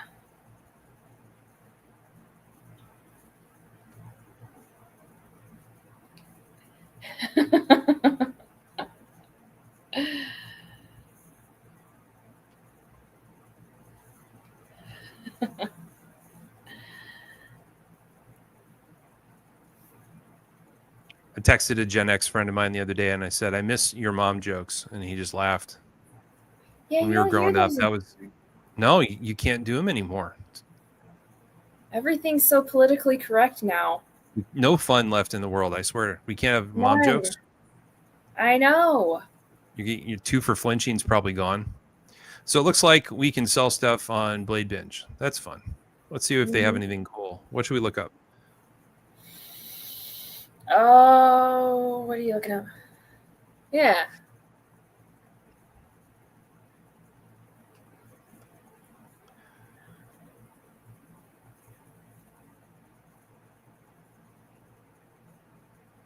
So do you do most of your knife trading on the group on Facebook or just amongst your network? I try to sell in my own group because I want to support my group.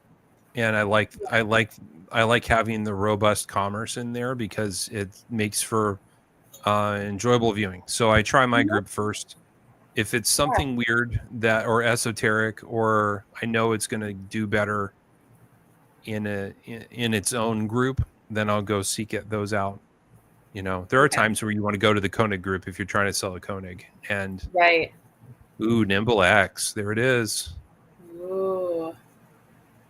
If you want to get maximum value, you want to be in front of the buyers, right? So, and also, if you go to a general website like Reddit and you try to sell something that's rare, like a 1 of 3 or a 1 of 1, and you post it, people they're gonna kill you about the price, and they're gonna tell you that you're ripping people off and how dare you, and they're going to impose this morality about how you're being a usurper, So then if you go to the group where people appreciate it, then they don't really fight you about it.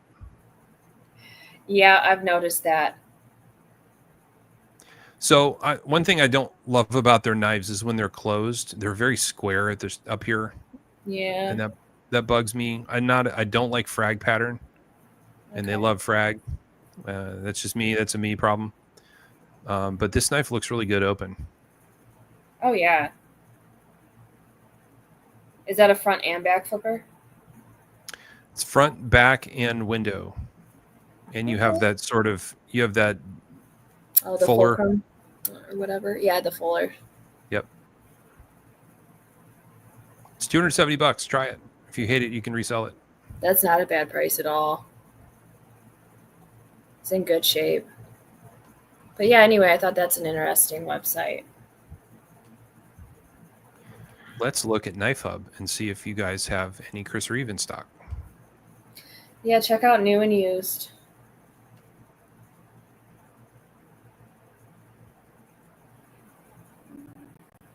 It's a big banner.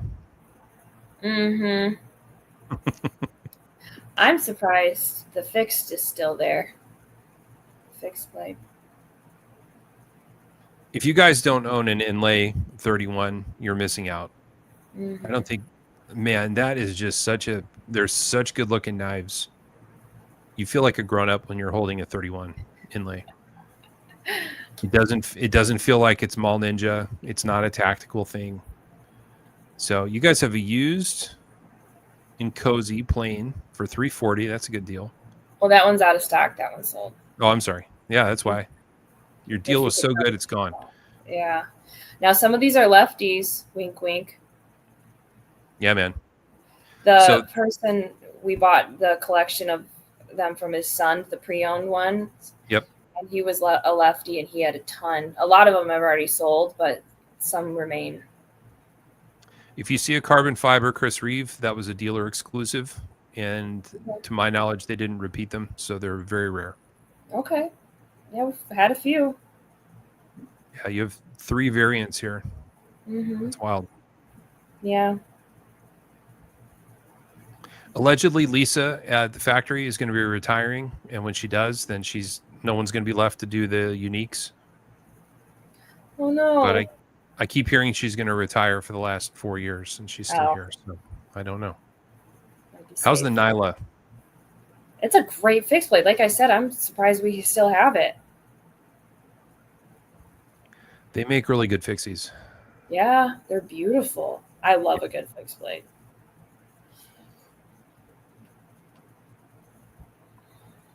Yeah. Okay, what about these Puma knives? I didn't get much response from you guys. I don't know what a Puma knife is. They're made in Germany. They're kind of more traditional looking. Really? They're beautiful. Is it a slip joint? I think they had a couple, but most of them that we have, they're fixed. Hey, Chris. But they're really well made. Night. We have a lot of their fixed like hunter knives, and I don't have a ton of information on them. It's just they're German made knives, really well made, kind of at the higher price range for a pre-owned. But we've got a ton of them, and they're not really moving, so I don't know if there's a lack of me getting them out there or awareness of what they are. Yeah. So they've got the stiletto type deals. The stiletto might be a hard sale. Yeah. I'm not seeing a lot of guys carrying knives like that style, but they're very small niche. Dude, look at that. I know. Jeez. Do you know what the steel is? No, I don't. Are you confident they're German made? Yes. Man, that thing will do some damage. Look at that thing. Yeah. I think this was part of that same collection that we got all the Chris Reeves from. Yeah. He just had tons of knives. I think old boy fell in love with the blade shape and just decided to get every version. Yep. That's wild. Yep. And they're beautiful. I should probably check and see if there's a knife group on Facebook that likes these.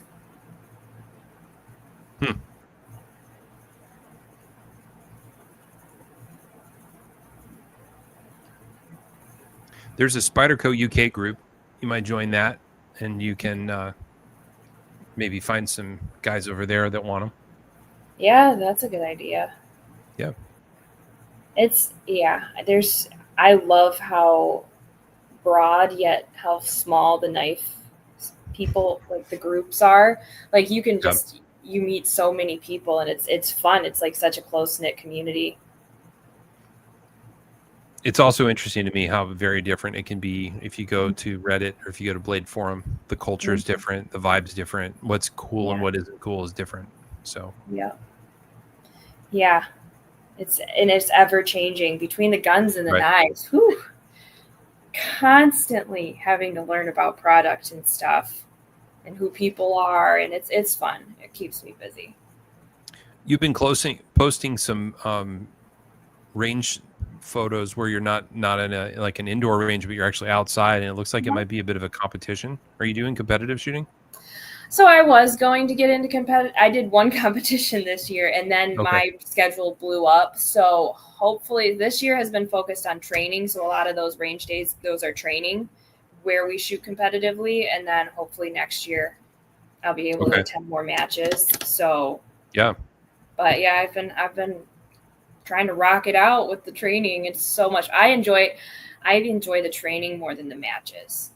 Because I'm not in competition against anyone but myself, and mentally I love getting out there and training. It's a big stress relief for me. Oh, I bet. Put a weapon in my hands and I immediately like relax. It's like, okay, I'm good now. You must spend a lot of money on ammo. I did a little bit of panic buying before the tariffs got instated, so I'm good for right now. But yeah, I have to buy some. Like I gotta buy some 5.56 and some 12 gauge, and then I need more arrows, and I need a Kunwu like really bad. So I'm bad at buying when the market is in panic mode. Mm-hmm. And when it's cheap, I tend to not buy. Yeah, like right now, I should be buying ammo because it's cheap. Yeah. Yep. Yeah, backwards. For me, I'm kind of a panic buyer when it comes to ammo because I put it off, and then all of a sudden it's like it could go up. I need 4,000 rounds. I literally bought 4,000 rounds of 9. Did you really? Oh my god. Yeah, but I will shoot it. So it's like I'll shoot it all. So. Wow. I mean, a match you're shooting at least 200 rounds. So. And then if I practice on a range day, even if I'm just running drills, it's like 100. If I'm like actually kind of paying attention to how much ammo I'm shooting. So yeah, dry fire is extremely valuable. Yeah, no kidding. For many reasons. But yeah, especially when you get different calibers too that you got to stock, and Yep.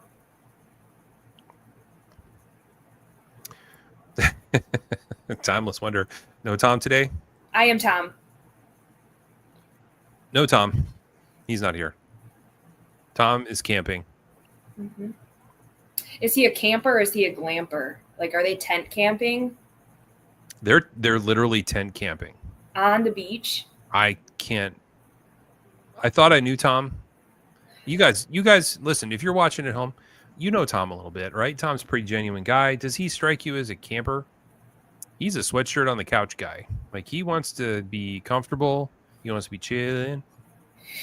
He doesn't want to be camping. This is really surprising. I'm proud of him. I'm proud. Tom, you're going to watch this later. I'm proud of you, big boy. You did something fun, and I'm glad you're doing it. But there's camping on the beach, and then there's camping on the beach with children. So that X factor is a big deal. Yeah, I don't know. Like, is there like a public campground bathroom nearby? Or is it dig a hole? Tell you. Okay. Tom likes his bubble baths, though. He's a bath man. He likes taking long jacuzzi tub baths. And so he ain't getting that to this week. Nope. He's going to want one, though. Yeah. Yeah, Patrick's with me. He's like, I don't see Tom as a camper. No, sir. Yeah. How long are they gone for? I don't know. I don't think he'll make it past 3 a.m. I think I'm going to find a chat in the morning that says, yeah, I had to go home. Yeah. He could still pop on here. Maybe Tom will climb Mount Everest next. You never know. I got on his case this week because the man lives in Portland, Oregon, and Mount Rainier is 2 hours and 20 minutes away. It might be the most beautiful place I've ever been in my life. And I've been to many of the national parks. I've been to many of the beautiful vistas in the United States. And I can tell you for sure that Mount Rainier is the most beautiful place I've ever been. And he's never been there. Tom.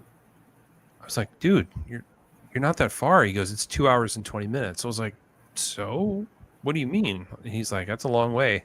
Like it is. So he doesn't like to be in the car much. He's a short ride kind of guy. He doesn't want to be in the car a lot. But okay, next question. How far away is the beach that he's at? It's under 2 hours, I think. Oh, okay.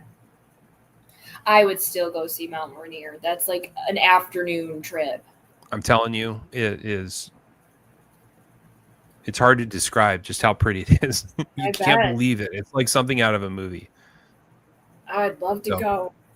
But when you come from an area as hopelessly flat as you and I do, anything is interesting to look at other than cornfields and occasional maple tree.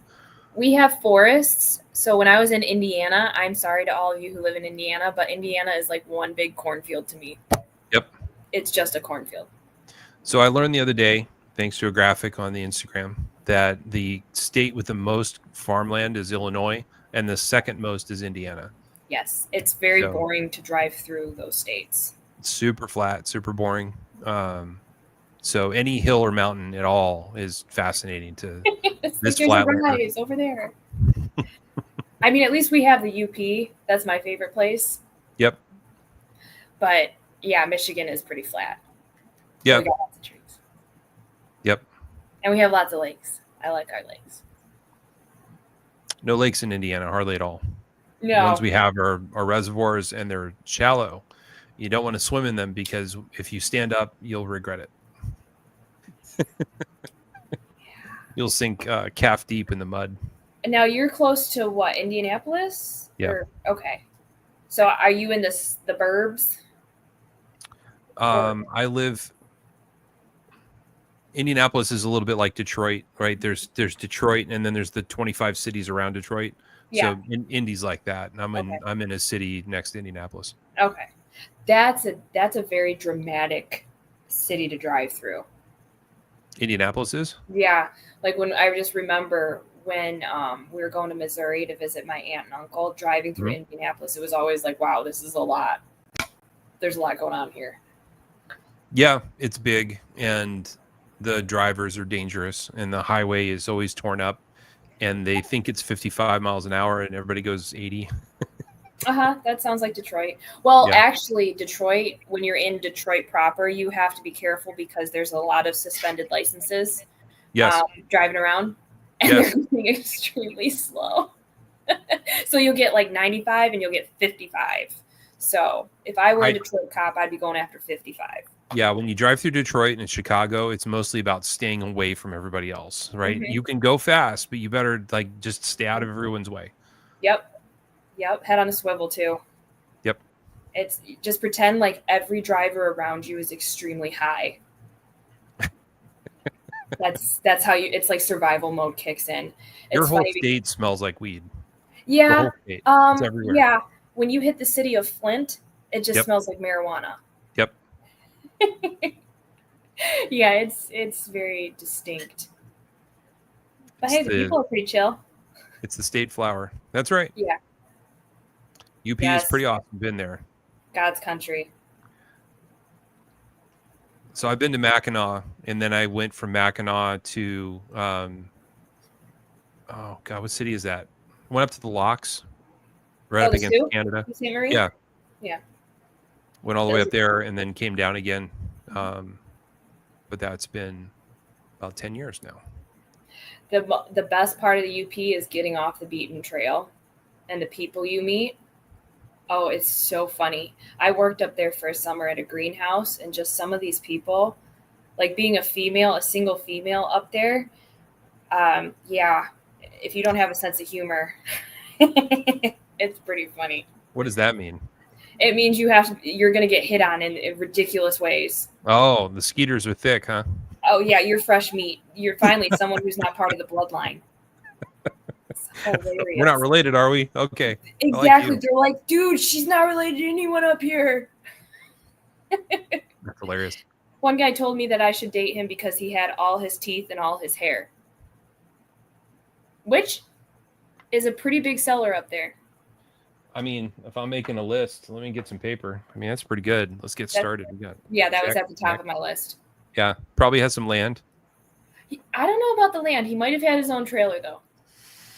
That's a good start. And maybe a dog and a four-wheeler. Yeah. If you have a four-wheeler, that kind of evens it out. Right. And if your truck is circa 2010, maybe, yeah. Nice. It's interesting people. Well, best of luck. I hope you find your betrothed up there. No, I'm not looking anyway. No. So no, we're chilling. We're doing some me time lately. All right. Focusing on knives and stuff. I understand. Yeah, we're shooting guns, okay? We're living my best life. Yeah. Have you done any shooting lately? No, I haven't. It's annoying. I need to go.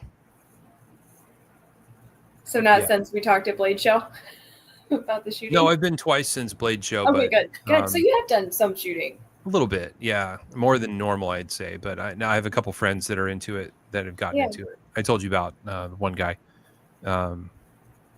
So, yeah, that's fun. Whenever you bring somebody new into the hobby, it's always really fun to be a part of it, watch them get better. Mm-hmm. But, no, I just got done cleaning everything. I may as well go. Yeah, now you got to get dirty again. Yeah. Yep.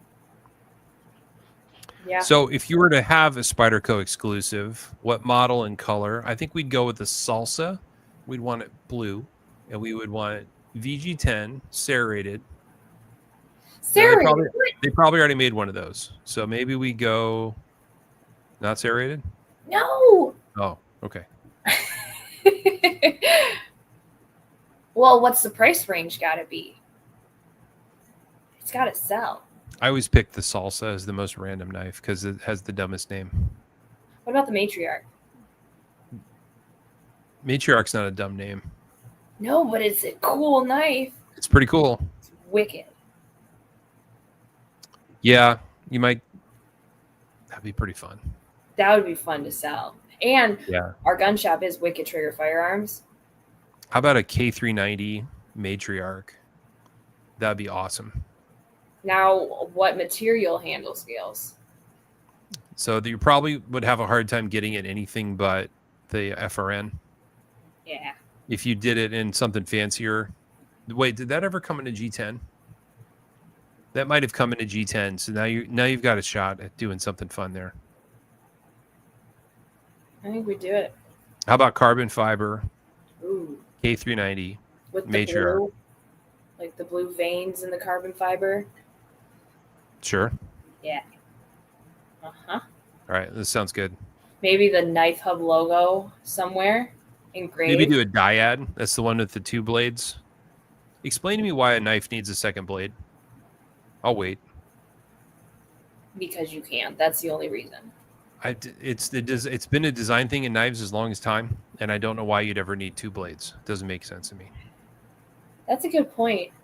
When have you ever said, I need a blade, but I don't want the full-size blade. I wish this knife had a smaller blade back here that was just kind of a weenie blade. I need that. Weenie blade. No, never said that. No. Now that you mention it, the Benchmade has a Weekender knife that has like one blade that's like 2 inches long and then another like 1.5 inch long blade. Right. Doesn't make any sense. Most Swiss Army knife have a big blade and a little blade, right? Don't know why. Now, how do you guys feel about multi-tools? I have several friends I respect a lot that are deep into the multi-tool game, and they can go on for hours about them. Yeah. And they talk about how useful they are and how utilitarian and how they use them all the time and they never go anywhere without one. Yeah. And to me, I've owned several, and I never reach for it. Yeah, I think I'm the same way. I know, I think Ben Peterson carries a Leatherman a lot. Yeah. For me, this is personal. I love Leatherman, but for me, it's like it's a bunch of inexpensive tools put into one expensive multi-tool. I'd rather own the tools separately. Yeah, it's a ruler that is okay for things under 4 inches, and then there's a pair of pliers that aren't really good at pliering, and then you might get a saw blade in there, but if you're cutting anything bigger than your finger, then it's not going to cut it. So I don't tend to love them, but at the same time, I know guys that are wizards with them. Multi-tool from Aldi, that's what I will carry. That's a tool, all right. It's so cool. $10. Great. I couldn't pass that one up, but for the most part, I'm not a huge multi-tool person. Is it made out of gum wrappers? No. Oh. It's beautiful. It's VG1. Aldi is amazing. Aldi is amazing. I don't know what it's made out of. But yeah. TAC EDC Dairy. EDC Dairy says he takes Jason as an anti-gun. How dare you? Sorry. Oh, yeah. Not. EDC. Doesn't the Matriarch have the same handle as the Endura? They were G10 Enduras. G10 Seki City stuff gets expensive. They do, Christian. Seki City stuff, it tends to run kind of high. It really does. And if in a world of other brands that are competitive, they're pretty expensive. So, but wouldn't you want a Matriarch that's the knife hub theme? I happen to know that Civivi does not make a Matriarch or anything like it. Benchmade doesn't make one, so yeah. This might be the way to get what we want. Yeah. Yeah. I say go big or go home. Diary. Yeah, you're right. Oh, I read dairy too. I read dairy. I'm sorry. It's the cow theme. So we've already been talking about it. Hold on. You have 2 cow cups. Okay. Water. Yeah. Coffee. I understand. Yes. Oh, and I have my tiny cows too. Courtesy of the Millie Club. I'm all set. I have a cow blanket here too. It's becoming a problem. A good problem. I've been working for days to come up with a moo joke in the moment when chatting with you, but I haven't been able to come up with one, and I'm disappointed. I think it was Dan that said one. It was legendary. Right. And then someone else called my Glock the pasture blaster. So everyone's like, oh, it's been so fun. Like I thought this would be fun for years to do. And then when I finally did it, I didn't really do any video introducing the fact that I have a cow Glock. I just kind of randomly just started appearing in my stuff, and it's been fun. That's the way to do it, really. You don't want to, you don't need to debut it. You just have it. And that's just kind of how I roll. No, Matriarch's probably a pretty low volume seller, but hey, it's serrated. It's serrated and it's wicked, and I could sell it. I could get excited about a knife hub Matriarch. How about a Millie collab? We talked about it with Casey. It would be cool to have a collab of some sort with something. Yeah, so right now, if you want Millie stuff, we have I don't have one on my desk. We do have a water bottle that you can get from Crown EDC. So they have a laser machine over there, and you can get a Millie Club logoed water bottle. In the group, there's a pin post for a lady that makes glassware. So if you want a glass lasered with the logo, you can get that. If you want leather goods, you can go to B. Weiss Leather, and Brandon can get you something with the logo on it. If you want a watch, I found a guy in Canada that makes semi-custom watches. So he orders the parts, right? And he assembles them in Canada. And we're doing a watch with the Millie logo on it. That's pretty badass. I'm really excited about that. And mine is in the mail, and I can't wait till I have it. Once I have it, I'll be able to really promote it, because right now it's just pictures and people don't tend to respond to a photo. But you can get yourself an automatic Seiko movement watch assembled in Canada, and it's pretty badass. It's all stealthy black, PVD coated with the Millie Club logo on the dial right at 12 o'clock. Pretty cool. We are overdue for the 2025 coin. And we're always overdue. We tend to run late on those. Honestly, the hardest part for me is finding a theme that inspires me enough to want to do a coin. But we need to do 25 coin. The 24 coin came out in 25. So we got a little lazy last year. But need to come up with that. And then as far as other items, we have grand plans, right? We have things that we want. Like I want a hat. I want shirts. The problem becomes inventorying them is very expensive and difficult, and then shipping is also difficult. Another problem that we have in the group is that, frankly, there's so many people now that would want one that it's hard to do it. So if I do a sticker, for example, like I could sell 400 stickers tomorrow if I just had a sticker that I would release, and that's 400 stickers that have to be mailed. So the volume becomes a problem. I've had a few guys come to me and they'll go, my wife has a Cricut. Can I make hats? Can I make this? And I'll go, would she make 500 of them? No, she's raising our kids and doesn't have time. I go, okay, well then we shouldn't do that, because you can get crushed with the overload of people wanting the thing. So you can get scales. If you go to Rip's Garage Tech, Steve Ripplinger has a laser, so you can get scales with the club logo in it. What else? I think that's it for now. Do you have any Hanks? Yeah, we've done multiple Hanks in the past with some Hank designers. I have Sergio's lady friend. Her name is Countess Ann. Mm-hmm. She's working on a Hank design right now. I'm excited for that because it's been a while. Okay. You guys got a lot of stuff. What's the group count up to now? It's frustrating because if I release merch, people who want the merch can have it. But then people who claim that I'm an opportunist that's grafting, they point at it and say that I'm getting rich on selling Hanks. What? So one thing we do on purpose is we generally don't manage the sale of the stuff ourselves. We just let the maker do it, and that way there's no kickback corruption part. People will have a problem with literally anything you do. That's true. You kind of have to not care about people that get mad that you're breathing. Yeah. This was a cool Hank that we did a couple years ago with the old logo. It's a topo design with the logo all over it. That turned out really well. Nice. It seems like you guys got. What about a bead? Like a already lanyard? Did a tiger Hank. Already did a tiger Hank. We blew our steam on that too early. A bead. Yeah. We could do a bead. I think I don't like them. I'm not a lanyard person, so I was just gonna ask. Yeah, not my style. Yeah. I'd rather not. Yeah, I've only got one knife with a lanyard on it. Or it's not even on it yet. My Outland. Yeah. I didn't even put the lanyard on it. I mean, I think they're cool. I just haven't put it on yet. So that is a time where it makes sense. That would make all the sense in the world on a knife like that. Yeah. On a folding knife that's in my pocket and I'm sitting at a desk, I don't need it.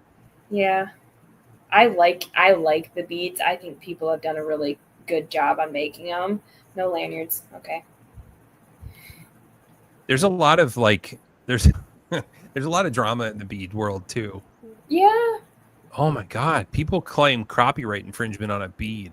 You'd be like, you can't do that. Scoopy Loops did that design. Like, it's a bead, bro. I can't believe how much people pay for these things. Yeah. That's probably the most absurd part of this hobby is the peripheral bric-a-brac and how expensive they can go.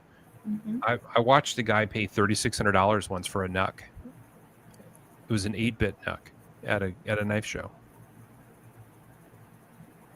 $3,600. Yeah, it looked to me like it was made on a CNC mill in 25 minutes. Like, it wasn't exactly difficult.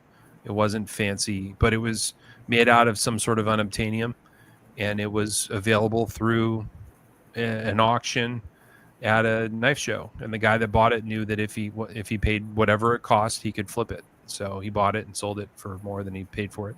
He sold it for more than $3,600. Yeah. Some of those 8-bit knucks have gone for $8,000. No. Serious. That's a car. It's a car. Do you know how many? A lot of pistols. I could buy? It's a lot of ammo. That's a lot of ammo. Yeah. It's rent. That's 4 cows. Yeah. Hey, Randy, if you're still watching, how much is a cow? Randy has cows? Yes. Randy, you have cows?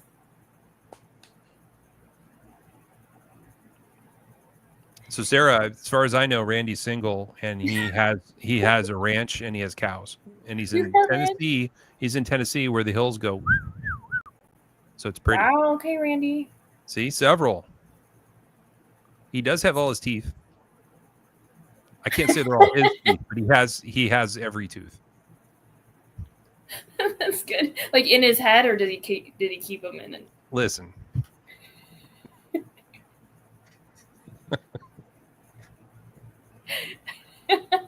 I cannot. So another one. What's another one that the fidget toys that people are buying now? Fidget toys, yeah, there are like absurd. The magnets and the spinners. Randy, just tell us how much. Like greater than 2,000 per cow. Look, I have a 1-inch tungsten ball. Why, Jason? I don't know. Somebody sold a tungsten ball, and I thought it'd be cool to have one, so I bought it. It was one of those fidget companies sold it. How much?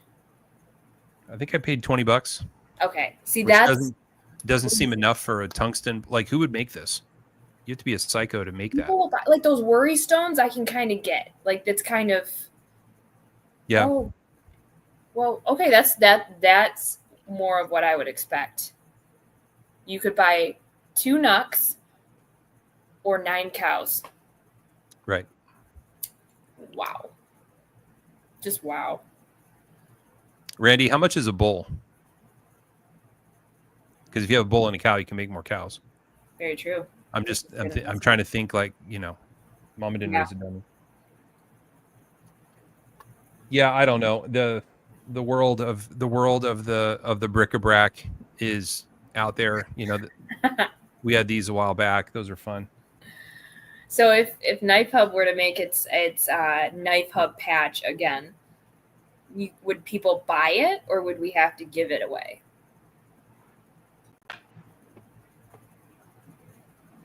People like patches. If it's a cool patch, I would probably go on the cheaper end and not go too fancy.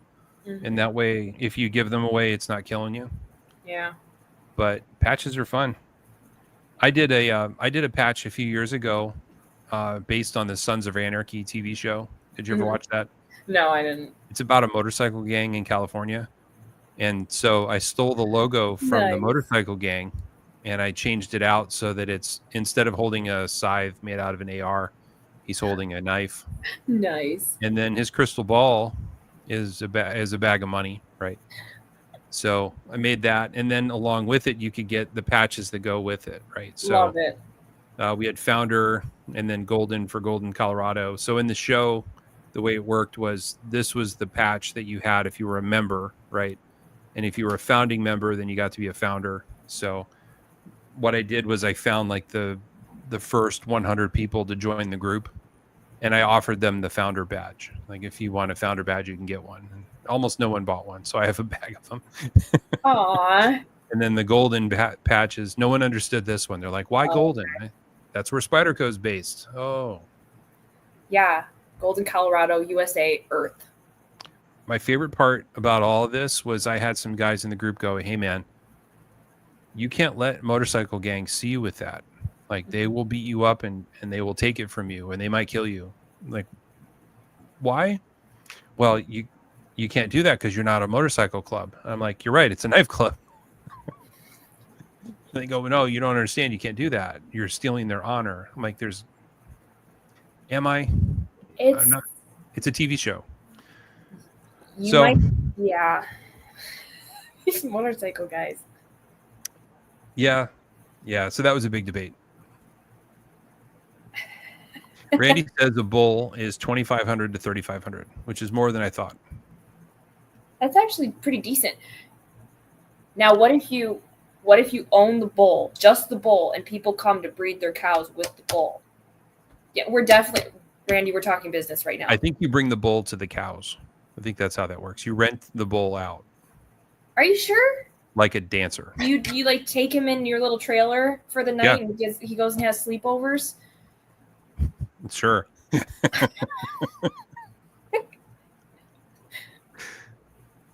Yes. I don't know where I'd keep a cow, though, because I live in an apartment. That if it's a miniature cow, maybe we could work something out. But you ever heard the one about the old bull and the young bull? You don't know that one? No. You'll have to ask Gene about that one. Maybe, right. Randy, what you could do is you could host Sarah's cow. Yes. Is there a room and board for cows? Yes. Like, how much a month for my cow? Right. And wow. Visitation rights and stuff. And then we're going to have to get someone to take care of the feet. I had a dirtbag friend when I was younger. I mean, his name was James, and I had a saying, what would James do? You've seen the WWJD bracelet? Yes. It was, what would James do, right? And whatever James would do, you do the opposite, and you'll never go wrong. Like, he was one of those guys that couldn't make good decisions.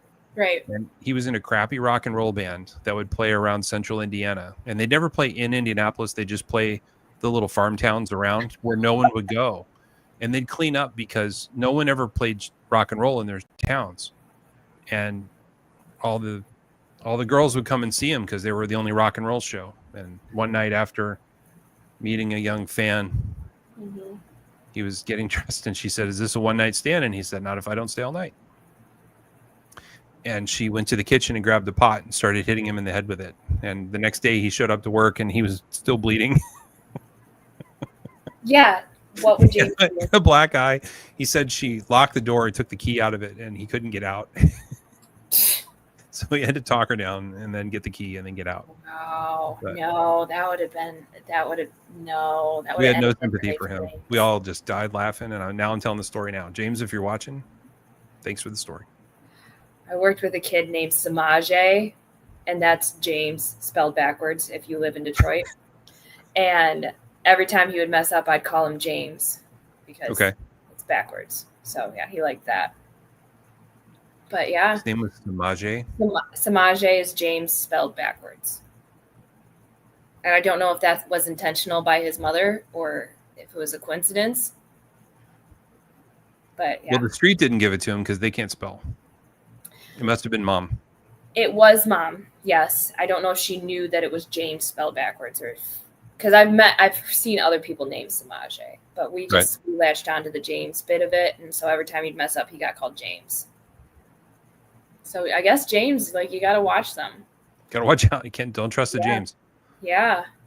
Do we have a James watching tonight? Hey, Christian, clip this and send it to James Squires. Don't trust the James. Oh, yeah. James, if you're listening, he is always picking a fight with me. Is he? Oh, yeah, I give it back. Okay, good. Yeah, we're friends. We're like cousins. Did you see the prank that Christian played on him at Blade Show? No. So James Squires is on the record. He doesn't like DLC coding. He doesn't like backlocks. He doesn't like serrated blades, and he certainly doesn't like carbon fiber. So Christian built a DLC serrated carbon fiber native 5. and he brought it to Blade Show, and he handed it to everybody important you could ever meet at Blade Show and asked them to pose with the knife. So he has a picture of David Anderson from Knife Works or no Knife Center. Yeah. He has a picture of Ben Peterson. He has a picture of Sal Glesser. He has a picture of Eric Glesser. Who else? I think Tim Reeve. Got Tim Reeve to hold it. Like he went to everybody, right, and had them hold that knife. He found Melissa Backwoods. Yeah. And had her hold it. He had Tom and I hold it. He took pictures of all of us and made like this super cut of all of us like holding the knife, and and then he sent it all to James, and he even posted it in the group. It was a riot. That is so funny. Yeah. It was a good prank. Yeah, I posted that Microtech, the blue one, and I said it was Detroit Lions blue. Right. And then, of course, he had to pick a fight with me on that one. And he's always joking, of course, but it's hilarious. You always know when James shows up to the party. It's like, oh, he's here. Oh, there we go. Here. But we get interaction, so it's great. Mm-hmm. Yeah, so he's funny. So wait, I saw a comment come through that the bull doesn't spend the night. Yeah, that's why I told my little anecdote about James. The bull doesn't spend the night.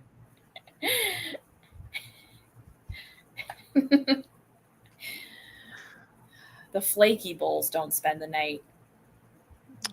Apparently in Indiana. Are there chivalrous bulls? I don't know. I don't spend a lot of time with bulls. No.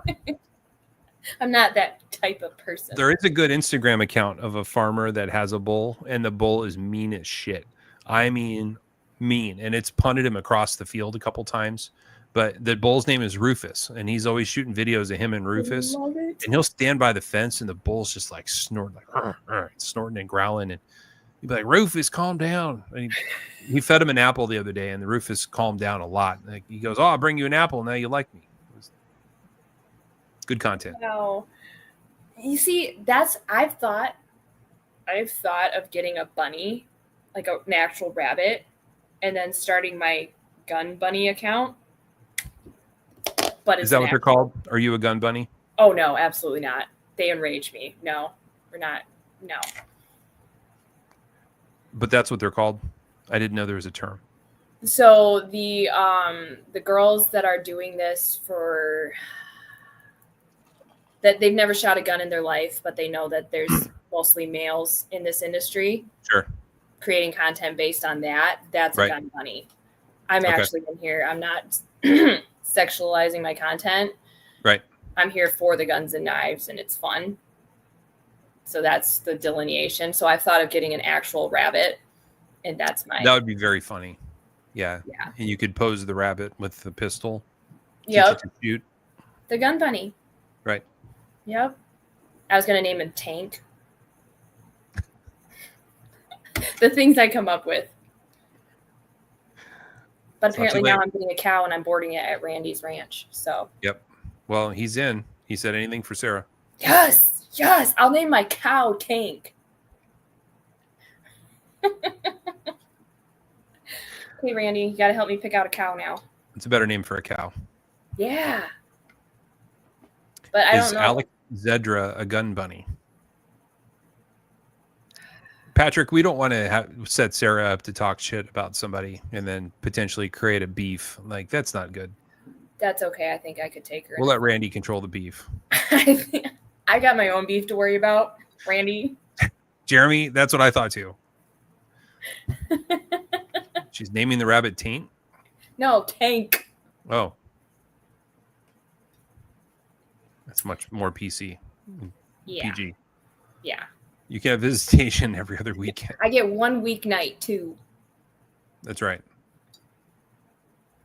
Yeah, Michigan's a mother state.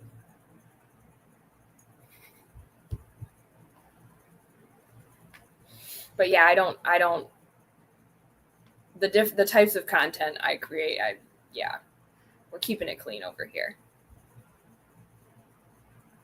It's probably best. Oh yeah. Yeah, and I enjoy it. I get treated with a lot more respect. I get to sleep at night with a clean conscience, so that's nice. Mm-hmm. And I'm a girl's girl, so. Mm-hmm. Yeah. How are your friends doing you brought to Blade Show? Oh, they're great. Absolutely great. They love Blade Show. Like it's completely hilarious. Like they were handing out those Wii knife bags. Yeah. In line, and they both got one, and one of them had hers here yesterday because she brought a bunch of stuff over, and she loves that bag. They love their knives. We talk about Blade Show a lot. We plan for Blade Show a lot. Yeah, they're doing great. That's awesome. Yeah. Next year they have to bring some steady cams and some portable lighting. Yep. Some boom mics and stuff. Right. Yeah. Yep. Yeah, we're getting a little bit more legit every year. I'm getting tired of the dudes that have the little fuzzy lav mics that are supposed to clip on their shirts and they walk around talking into them. And they're clipped to a knife. Doesn't sound good. Yeah. Oh, that's okay. Yeah, I like when you build like a fake microphone. Like you get a set of scissors and you talk into it. That's kind of funny. Yeah, it's a lot of fun. Like I had so much fun at Blade Show this year meeting people. So you see a bunch of accounts, you interact with a bunch of accounts on like Instagram and TikTok, and then when you meet them in person and you learn their names and you put a face to name, that's a lot of fun. So when you go back and you're interacting online, you're like, oh my goodness, I really support him. I know him. And it's so much fun. So about a week or two ago, I went back to the group chat where I had it with all the guys that I stayed with at the Airbnb. And I just wrote, man, I hate talking about Blade Show with people that didn't go. Pisses me off. And everybody was like, me too. Said, I'm at work and everybody's like, how's your little show? Yes. No, yes. Every one of them came out of the dark and went, me too. It's the same thing. I just want to be there now. I just want to go back and hang out with you guys. I don't want to be at stupid work. And I don't want to talk to Gladys about my knife show. Yeah. And everyone like, how was your knife show? It's like, you have no idea. How was your little show? Did you see your friends? Did you guys do some flipping?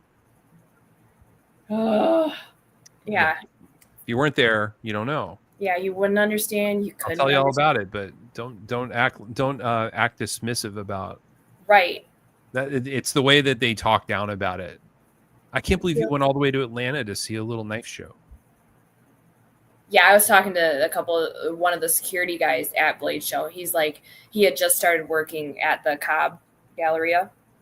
And he's like, yeah, they tell you, like, just wait till you see the crowds at the knife show. They're just, like, blown away. And he was pretty impressed by how many people showed up. I never got a total count. I didn't hear any attendance numbers. Mm-hmm. I don't know if they keep it secret or what, but it felt like it was very busy, especially Saturday. Yeah. The Baller Room felt busier than last year, I think. Yeah. Yeah, it was fun. It's a high. I wish it was longer. Like a week. I'd be exhausted though.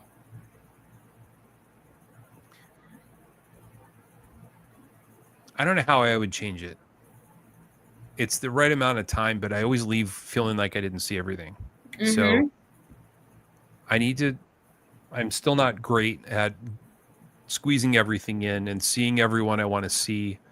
You know, at this point, I have a lot of personal relationships with people, and I want to be able to see them and spend a little time with them. And I haven't been the best at that. So, yeah, there's people I want to see. There's makers I want to meet, and then there's stuff when you're at one vendor or whatever booth. There's stuff going on at other ones that you miss out, and you find out after Blade Show's over, and you're like, I could have been there. There's a couple dopes that I absolutely don't want to run into, and I have to. Vero always does a really great giveaway, and I always forget. And then at the moment of the entry, I'll go and watch their draw, and Joseph will be like, "Did you enter?" And I'll lie and say yes, even though I didn't because I forgot. But I don't want to tell my friend no because he'll get mad. Yeah. Yeah, there's like, I didn't talk to the Demco guys this year. I wish I had, and then following up with people, it's kind of like you lose the spark a little bit. And there's knives that I wish I saw that I'm like, people come back and they like, look what I got. And it's just like, I didn't get to see that. There's people I wish I had interviewed, you're just, you wish you could go through and plan it a little bit better, but it's so chaotic in there that you can't really plan the content you're going to make because you have to catch people on the go. I think the people that really drive a crap load of content. They walk the show quickly and they make notes for who they want to go back to, and then they double back, and that's when they do the content recording. But yeah, then you're not really enjoying the show at all. You're only doing the content. Yeah, and then the editing that comes. So if like day one, I walk the show and I kind of get an idea, and then I would talk to people like, hey, I'm coming back tomorrow. We're doing an interview.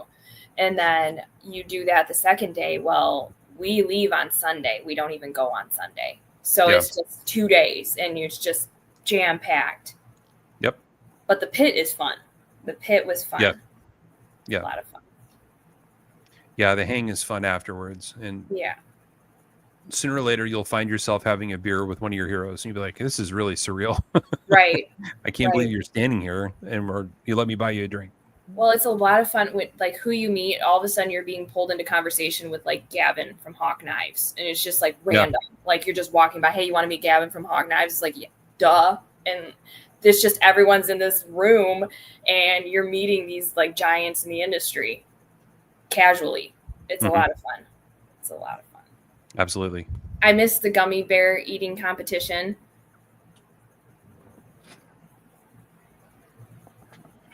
You know, I was just at the factory last weekend.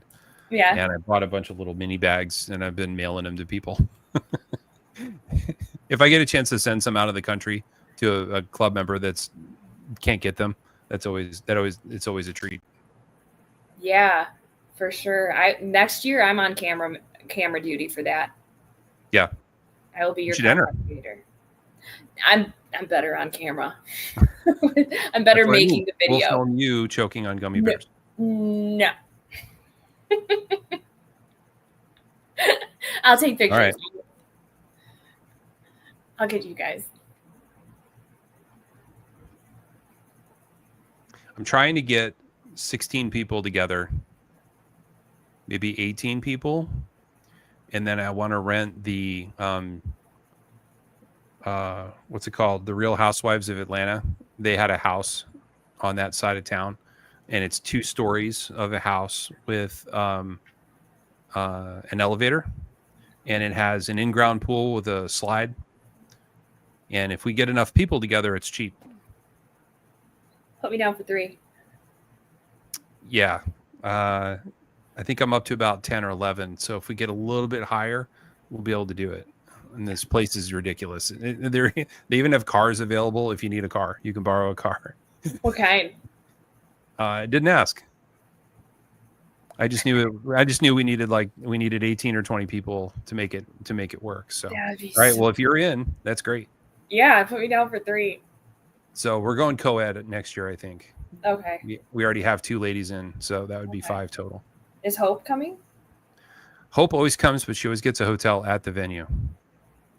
Oh, she in the Renaissance? Yeah. Lucky. That would be so nice.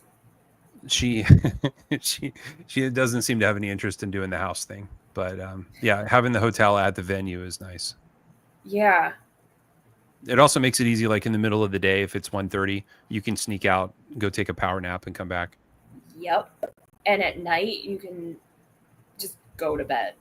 Right. That would be so nice. I was a little jealous of everyone that got to do that. Our Airbnb was pretty close by, though. I'm just not a big fan of Atlanta traffic. No. How far away is the house from the convention center? It wasn't far. It was like, though, this year you mean, or the Real Housewives? The big one? Yeah. 15 minutes maybe. That's not bad. No. That's not bad. That would be fun. I'll make pancakes for everyone. I've never stayed in a house with an elevator. I want to try it. My old boss had one. Really? I worked in finance for a while, and he had a house with an elevator. I don't mind telling you, you're currently co-hosting a podcast with the greatest pancake maker in America. Oh, okay. So I'm not making pancakes then. This guy. Fine. I'll make eggs. Sure. Who doesn't I do a lot of cooking. Not like Dan amount of cooking, but I do cook. Yeah. So, yeah. But what kind of pancakes are your specialty? I make them from scratch, and they're like just cinnamon vanilla. Okay. Sometimes we put chonky chips in them. I'm more of a blueberry pancake girly. I prefer blueberry. I also make a pretty good banana topping. Is it just bananas? You said topping, so is there like a special twist to it? Well, it's like in a sauce. Ooh. Yeah, that's pretty good. Is it a secret? It's sort of a nap-inducing topping. Like when you have pancakes that already want to make you take a nap, but you put the nanner topping on there, and you're just going to want to take a nap. So not great before Blade Show, maybe pre-bed. Post-show. Okay, got it. We'll have a real good sleep. Hey, listen, I'll bring pancakes to the pit and eat them on site. We should sell them in the pit. We can make millions. Dude, styrofoam containers, okay? And pancakes and plasticware. That's it. That's all you need. And everyone's kind of like drinking, so this might be a really good. You can sell to drunk people. I agree. Do you make these pancakes at Blade Show? Yeah. Yes. You could be lunch in the lobby. You could set up a grill. Maybe I could set up we could rent a food truck and do it out back. Yes, I will totally sell food at Blade Show. But then you get all the big names to come get your pancakes. Right. And get a video and do a pocket check. We're only going to play Metallica music, and it's going to be called Master of Pancakes. Yes. See? I like it. You make the pancakes. I will go in and round people up and push them to the truck, and then we'll do the content. All you really have to do is just walk around with a plate of pancakes and go, "Oh my God, have you had these pancakes?" And you cut them with a knife. A knife, like, what the heck? Yes. Use your Aldi hatchet. Yes. Oh my goodness, this just gets better and better. Yep. We got to do this. Change the world. I'm sure somebody makes a 36-inch gravity pancake slicing knife. I'll absolutely find that. Yeah. Do you imagine the publicity? Who needs a bunny? Yeah, you don't need no taint bunny. I didn't even need to do the cow print thing. We just came up with a whole branding session right here. That's right. After the Master of Pancakes is done, you'll fade to bed. Yeah. Man, it's like falling off a log. It just writes itself. I think that's fantastic. I don't think I will forget that because it's all about branding. That's awesome. Oh, I want pancakes. I know. I think I'll make them in the morning. Lucky. Do you ever put strawberries in your pancakes? Yes, I have. It's fine. Yeah. I don't think I've ever tried that one. So my mom kind of raised us putting peanut butter on our pancakes with syrup. Okay. And I've done peanut butter and jelly on my pancakes, and it is way too good. If you go more crepe style and make it really thin and then put the jelly on it and roll it up, those are great. Is there syrup involved in this? No, you don't really need syrup. I don't think the maple syrup goes well with the strawberry. No. And that's the other part. Like if you cut the strawberries up and you cook them in a pan and make a sauce out of the strawberries and you pour that over top, I think that tastes better than putting them in the pancake. Yeah. Yeah. Then it's just kind of a half burnt pancake with half burnt strawberries, and the whole thing kind of falls apart because the strawberry kind of ruins the continuity of the pancake. Very true. Yes. The heat, you can't get the heat treat right, so the carbides just sort of fall out of solution. Yeah. Yeah. You've thought this through. I have. I can tell. Sausage link pancake taco. Absolutely. Yes. Okay. Yes. Randy, you can go to Waffle House. You're lucky. Yeah. IHOP is closed here. Yeah. What about bacon jam on a pancake? I can't say I've ever had bacon jam. Is it good? I'm just thinking about this. I've had it on burgers. Yeah. But I have never had it like where you can single out the bacon jam.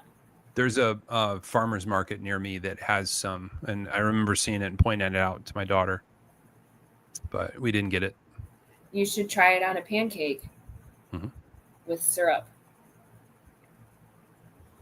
I agree. That's phenomenal sounding. Sarah, you really know how to record a great episode of FFIB. I have to tell you. Like, if we don't talk about food for like half of it, it wasn't any good. Hey, Siri, stop talking to me. It's because of my name, Sarah, Siri. I used to mess with Tom because he has Alexa in his room. And I would just go, Alexa, play a loud fart. And it would just fart right on the show. I'd ask it to play songs in the middle of the show, and Tom would just stare at me mad. I don't have those smart devices in my home. See, Waffle House. Okay, can I just say something about Waffle House? Because it's just breakfast food. And I'm sorry. I'm willing to get attacked for that. They have good coffee and the vibes are there, but their food isn't anything to write home about. I don't think it's about the quality. I think it's about the time that you have there. It's about the friends and the family and the love that you share while you're having marginally bad hash browns and, you know. But I mean, the Waffle House that I've been to, both of them, they weren't the most comfortable. Like, I've had better times at Culver's.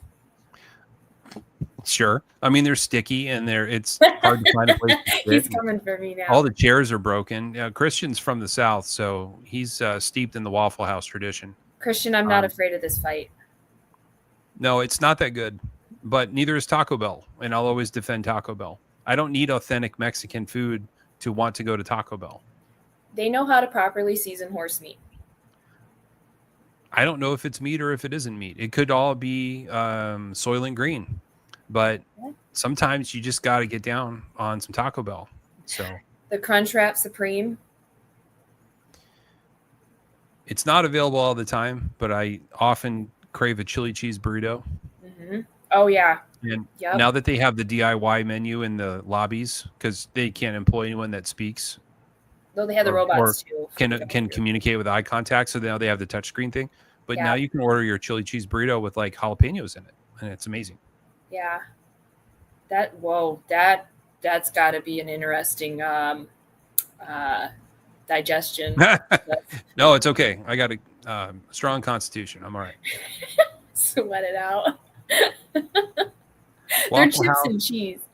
Waffle House is great when you're drunk, smothered and slathered hash browns. Absolutely. Okay. Now chips and cheese at Taco Bell when I was a kid were 59 cents, and now they're $2.50. They're $2.50 now? $2.50 for that little crappy cup of there's tea. like 3 chips. I know. What? Yeah. No. Oh my goodness. Remember Taco Vita? Did you guys have Taco Vita? No. It was like 50-cent tacos or something, complete trash. But it was like really good when you were craving a taco. Yeah. They had tacos at Blade Show in the lobby. I paid $14 for 2 tacos. They're size of Taco Bell soft taco. A couple of years ago, they had like a Lebanese booth that was selling falafel and shawarma, and it was amazing. Did they have the garlic sauce, like pita and garlic? Yeah. Okay, yeah, I could. That's really bad though at Blade Show if you're talking to a bunch of people. Just walk around smelling like a garlic clove. Yeah, you don't really just smell like that while you're talking to people. No. That's not the vibe I want to give off. No. Gun bunnies certainly don't have garlic breath. Oh, I wouldn't know about that. Taco Bueno. Taco Bueno. I don't know that one. We have a Mexican place here in Indianapolis in the sketchy part of town, and we call it Scary Mexican. It's open 24 hours a day, and through the night you can only use the drive-through. You can't walk in because bad things happen in the lobby. And I know 2 people that have picked up parasites eating there, but they still go back because that's how good the food is. Well, if there's not a couple cockroaches in the kitchen, it's probably not good food. That's kind of like the Detroit thing, like the hole-in-the-wall places with literal holes in the wall. They have the best food. Usually the case, sadly. Mm-hmm. Yep. Like you like the soul food in Detroit. That very tempting. Lives have been risked.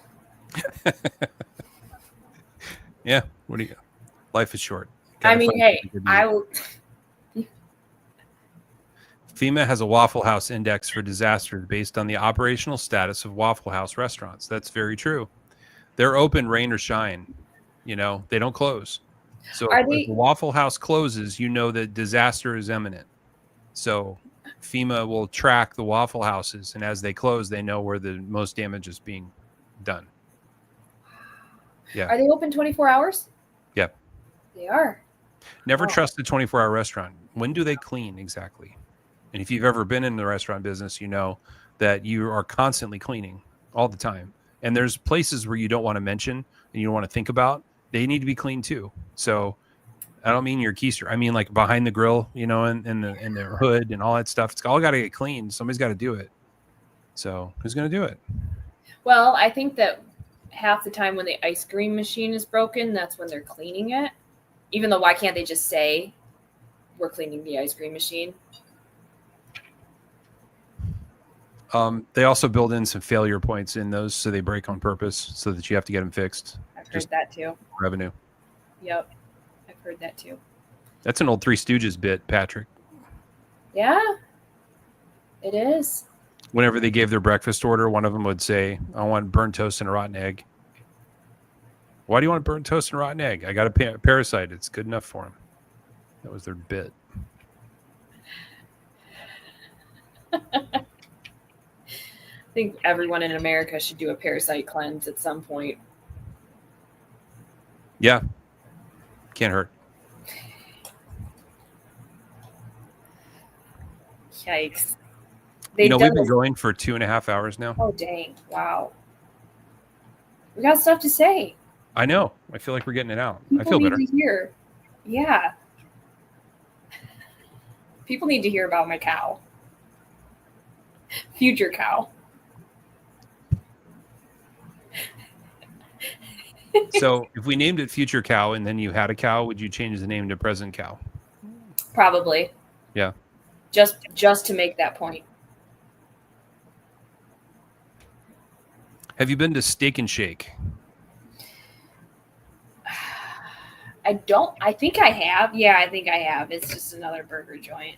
So that franchise started in Indianapolis, and it started 100 years ago. It's a very old franchise, and they were open 24 hours for a long time. It was one of those table diner experiences where you ordered from the table, you know, and they brought you the food, and it came on porcelain dishes for a long time. And yeah, they were open 24/7. And Christian says they constantly clean.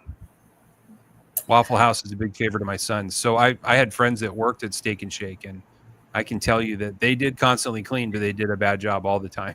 Right. I don't know about the Waffle House in Toledo, Christian. I don't know if they're cleaning all the time. Really nice staff, but I don't think they're cleaning all the time. I think in the South, Waffle House is a part of their culture. So like the way you guys have what's it called? You have Coney Island restaurants everywhere. Yeah, they have Waffle Houses like the way you guys have Coney Island. So is Ohio considered the South? Because we don't claim it. No, it's not the South. It's just the Midwest. It's north of the Mason-Dixon line, so that would make it not South. But then it's also in the northern part of the country. We don't want it. I'm going to start sending you Midwest versus everybody memes where they talk about divorcing Ohio from the Midwest. Yep. Those are good. Honestly, I've met some nice people in Ohio. Randy doesn't want Ohio either. Okay, Ohio can be its own thing. Let's start over. Let's start over with Ohio. Yeah. It's too bad. It's too bad George Washington found it. He should have left it. Yeah. We could have just ignored that whole plot of land. I have to go there tomorrow. Oh, what part? Kent. Northeast Ohio. Okay. Yeah, I spent some time by Toledo last year. Yeah. Yeah. Used to call it the Glass City. Why? I believe a lot of the automotive glass was made there. Oh, okay. It's a little ghetto there. It has its nice parts of town, but yes, for the most part, Toledo is kind of rough. The outskirts aren't bad. Yeah. But we went, my friends and I this year, we went to a professional bull riding event in Toledo. Oh, that's right. Yeah. How was that? We didn't stay for the whole thing. It was fun, but after like 20 bull rides, you're just kind of like, oh, okay. Yeah. I think we get the point. Yeah, there's certain things that if I go, I'd only want to stay for a little while, like a motocross event or a monster truck or a truck pull. Like, it looks really cool, but after a half hour, I might be like, I think I got it. Yeah, it's kind of the same thing over and over again. Yeah. Unless I'm doing it, I'm kind of like, okay, I'm done. Mm-hmm. Do you guys have Meijer in Indiana? Oh, yeah. You do? Okay. They're not open 24 hours anymore there, are they? There might be one or two that shifted back. Like, I could see one of the college towns having a 24-hour one, but probably not. I miss the 24 hours. I never went anywhere when they were open 24 hours, but it was kind of nice knowing they were. When I went to college, we used to go to Walmart all the time, 24 hours. And you would always see a baby in a cart, no matter what time it was. There would always be someone with their children. No. We would judge and shame. I would judge and shame right now. I would make comments. Not knowing the struggle of that individual and the life they led and how hard it would be to drag a child to Walmart at 4 a.m, but we would still do it. It depends on their attitude, though, because sometimes you can tell that they just don't care about their kid. And that makes me sad. Meijer is an institution in Michigan. It is. It is an event. Yeah. Okay. I'm pretty sure the pants I'm wearing right now might have come from Meijer or Costco. Costco is another event. That is like one of my... You're showing your age if you're buying your clothes at Costco. Shh. I'm not. No, you know what? No, shh. I'm not ashamed of it. They make good stuff. They don't make good shirts, though. The shirts, no.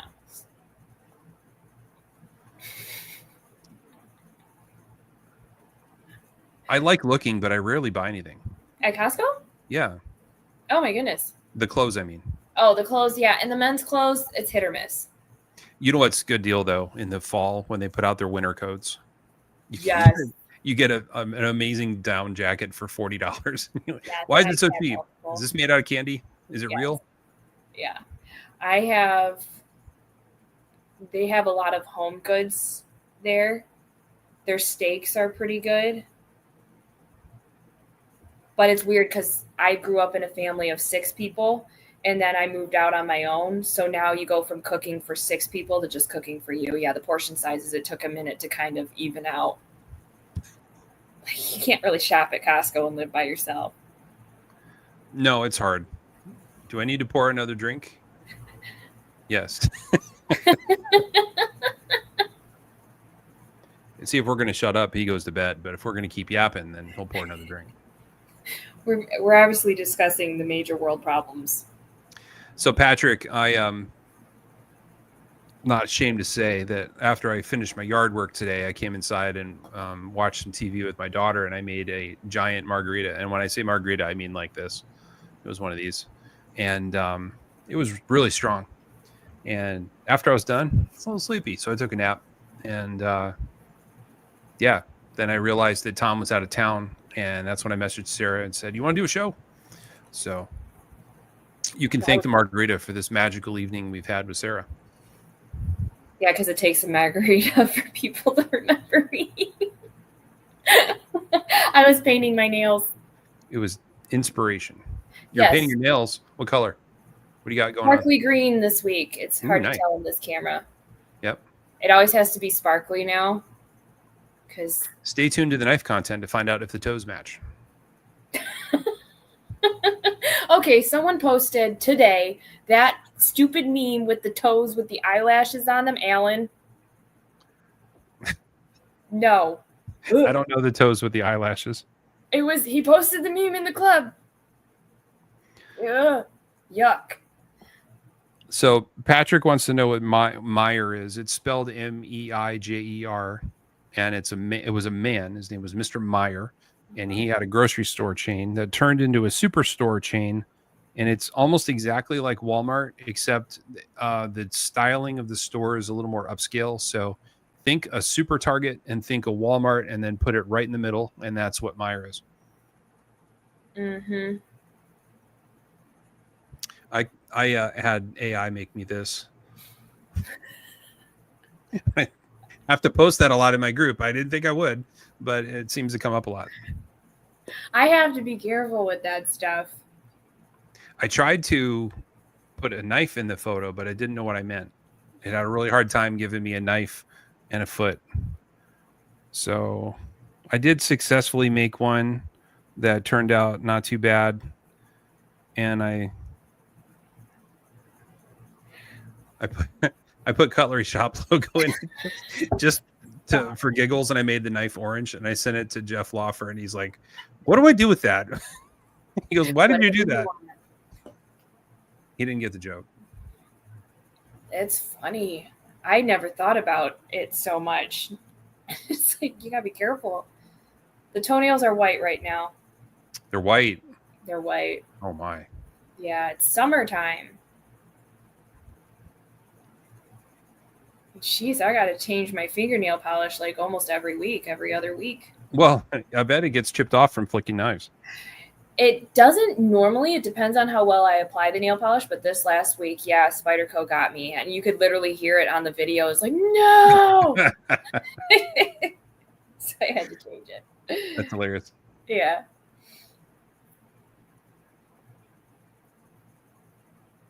What's I gonna? No, never mind. I was looking for something in my phone. I completely forgot what I was looking for. How much of your camera roll is knife picks?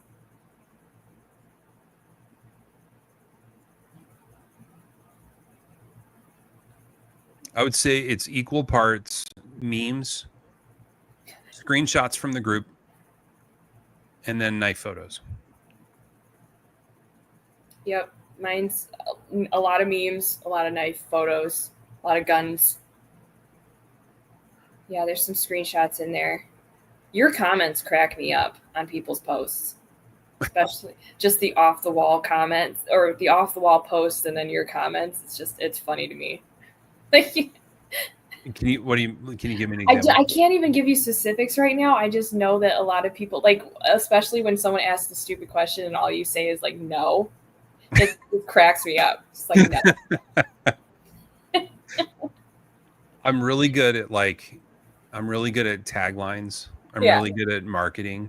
So sometimes somebody will post something that just gets me going, and I'll stream of conscience, and I'll just post like 40 responses, and I can't help it. They're just flowing out of me, and I just keep having another joke, and then I just post them all. And somehow Christian always finds them, and he'll laugh at every one of them. But yeah, I'm pretty good at that.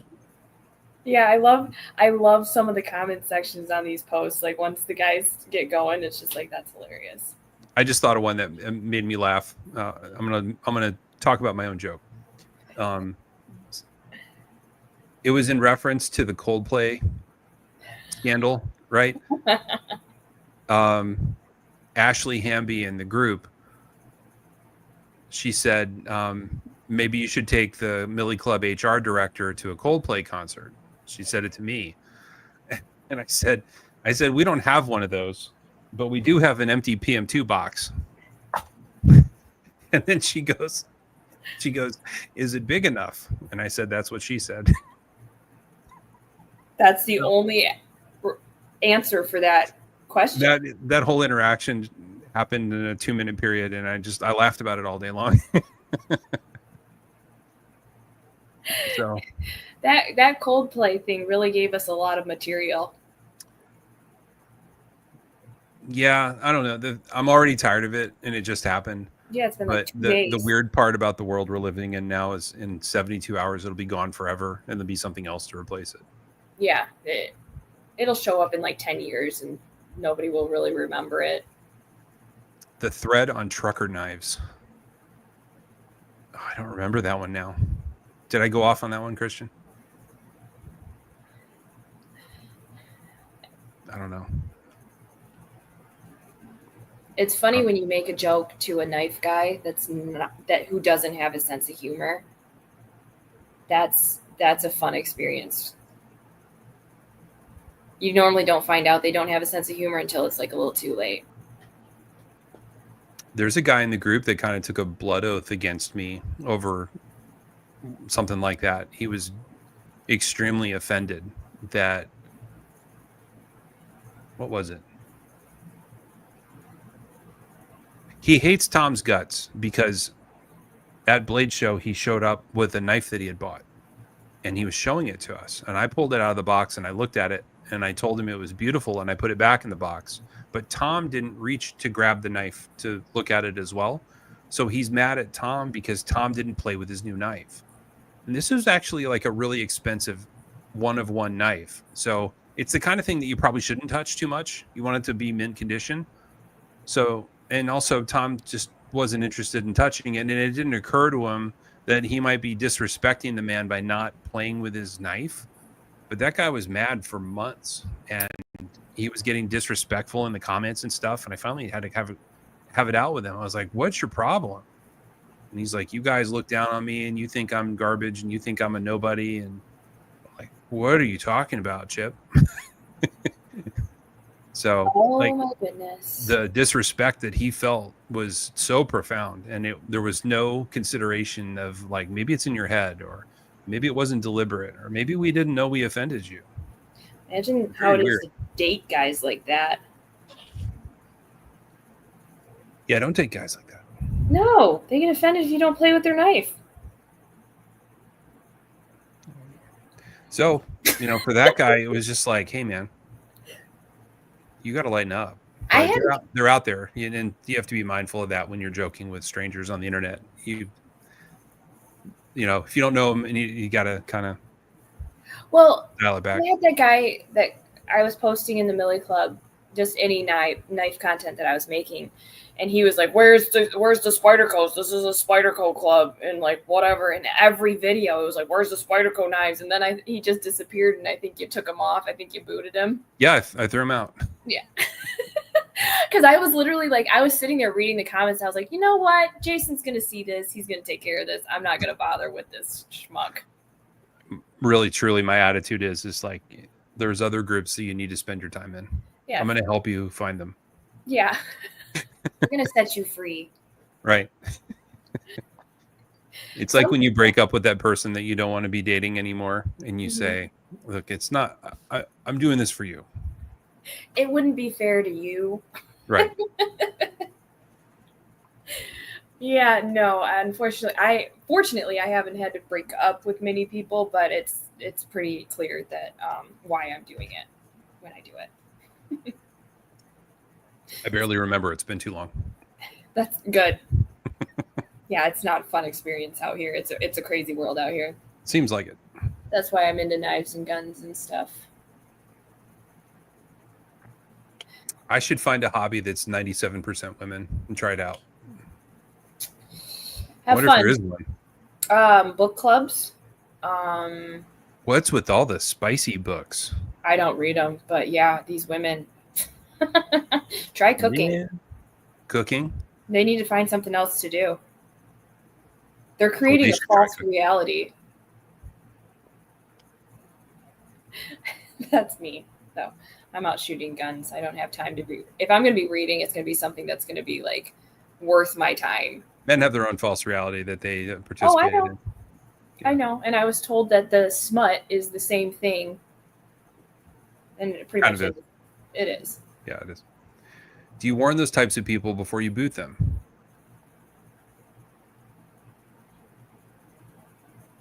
I take into consideration how long they've been in the group. If they've been in the group for years, then I'll have a conversation. If they have a coin, I will absolutely have a conversation. I kind of consider that like the next level. If you've spent $20 of your own money to buy a coin, then you probably are invested in the group emotionally enough to want to have a coin, right? So I'll have a conversation with them then. If I knew them in the past to be bros and now they're not, then I'll have a conversation. But if they just joined 5 days ago and they're being jerky, I don't buy. I don't. So that's usually when it's time to cut it off. Patrick gave me a tip. Cricket. That's it. You know, the vinyl machines. That's the hobby I could get into. That's 97% female. Oh yeah. I feel like there's another one we're missing out on. Scrapbooking. Well, that's kind of out now. Crochet is getting bigger. You could be a nail tech. No, I'm looking for a hobby, not. Although, it'd be a pretty sweet job. It's kind of smelly. Yeah. I don't know. I don't have very female hobbies. Fake eyelashes. Oh, heaven help us. That's mostly women. Lip fillers. Rhinoplasties. Christian has promised to tag us in a post that we're going to want to see, evidently. I'm scared. Like right now in the club? Yeah, evidently I went off on trucker knives. Oh. Okay, I don't remember, but I want to find out. So how many people have you had to boot from the club, do you think? How many? Yeah. I'll give you a visual aid.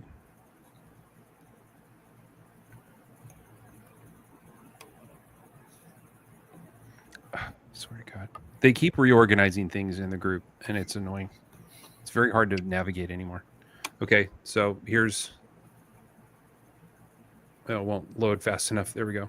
Oh, wow. Yeah, we're still in the B's. Oh, that's alphabetical. Yeah, it's alphabetical. C's. There's hundreds and hundreds. Hundreds and hundreds. And how long has the club been around? 6 years. Yeah, that's crazy. Wow. There's the scammers. There's the fake accounts. Yeah. I miss the old days when scammers were real people and you would buy a knife and they'd mail you an old sock. That would happen. Or a screwdriver.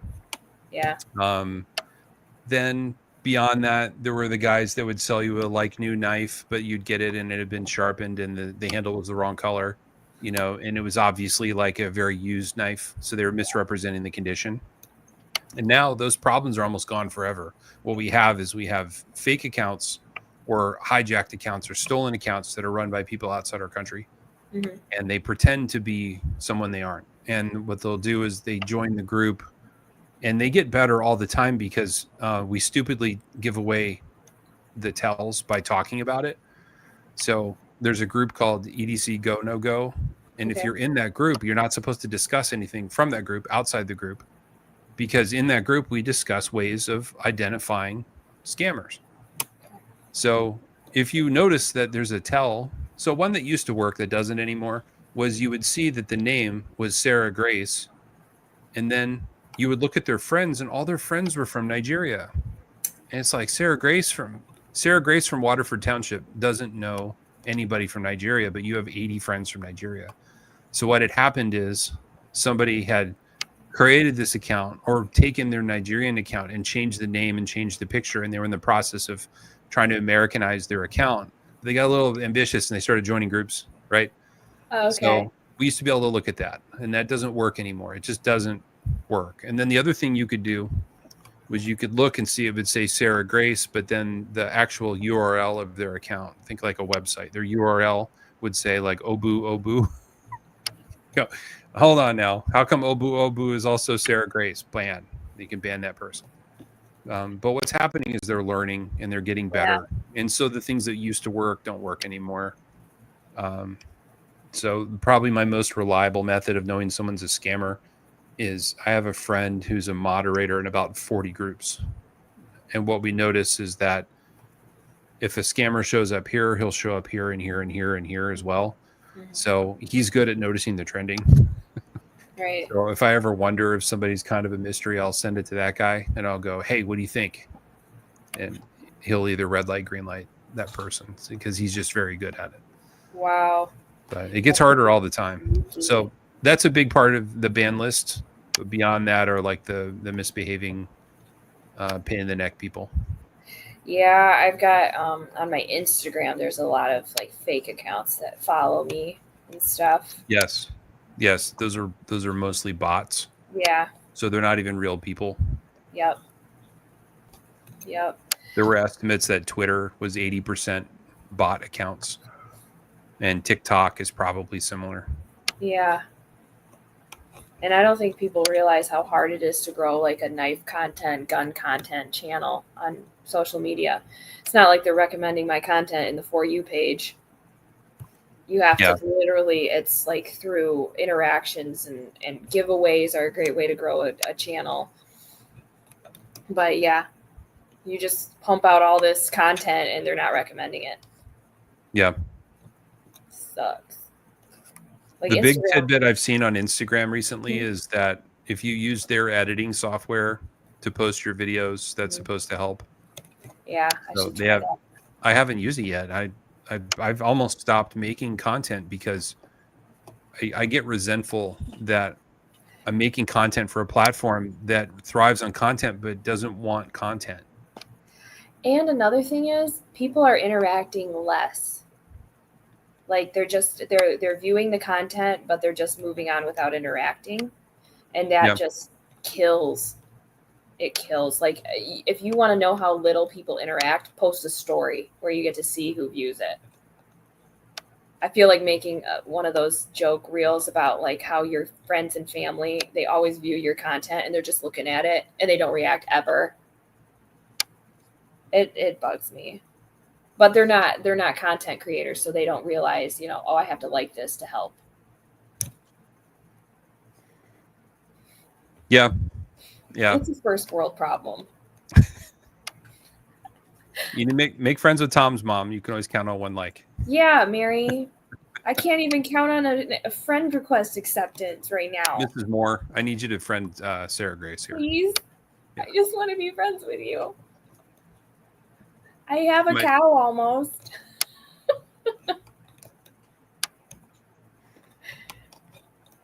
You at least have a cow garage in Tennessee.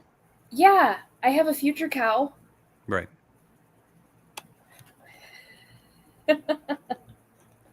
That's a given, though, that I'm going to end up on a farm somewhere. I can see it. Yeah, I'm going to need a shooting range, though. Yeah. Yep. That's easy in Indiana. If you're in a small town or outside the city limits, you can just dig one up. They don't care. Yep. Nope. No one will even notice it. It just blends in with everything else going on. Once the corn grows high enough. The adoption papers for the cow? Maybe. He didn't say. Or am I getting adopted? I think you're getting adopted. Yes, finally. See, I tell my parents I was adopted. And then my grandpa tells me I was adopted, but they brought me back.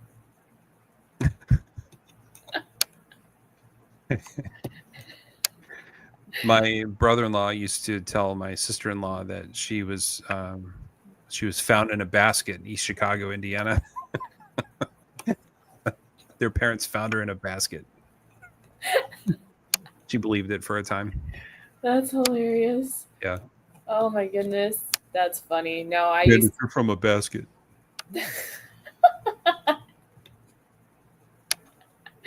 I am the least like my siblings, but my sense of humor and stuff is very much like my dad's.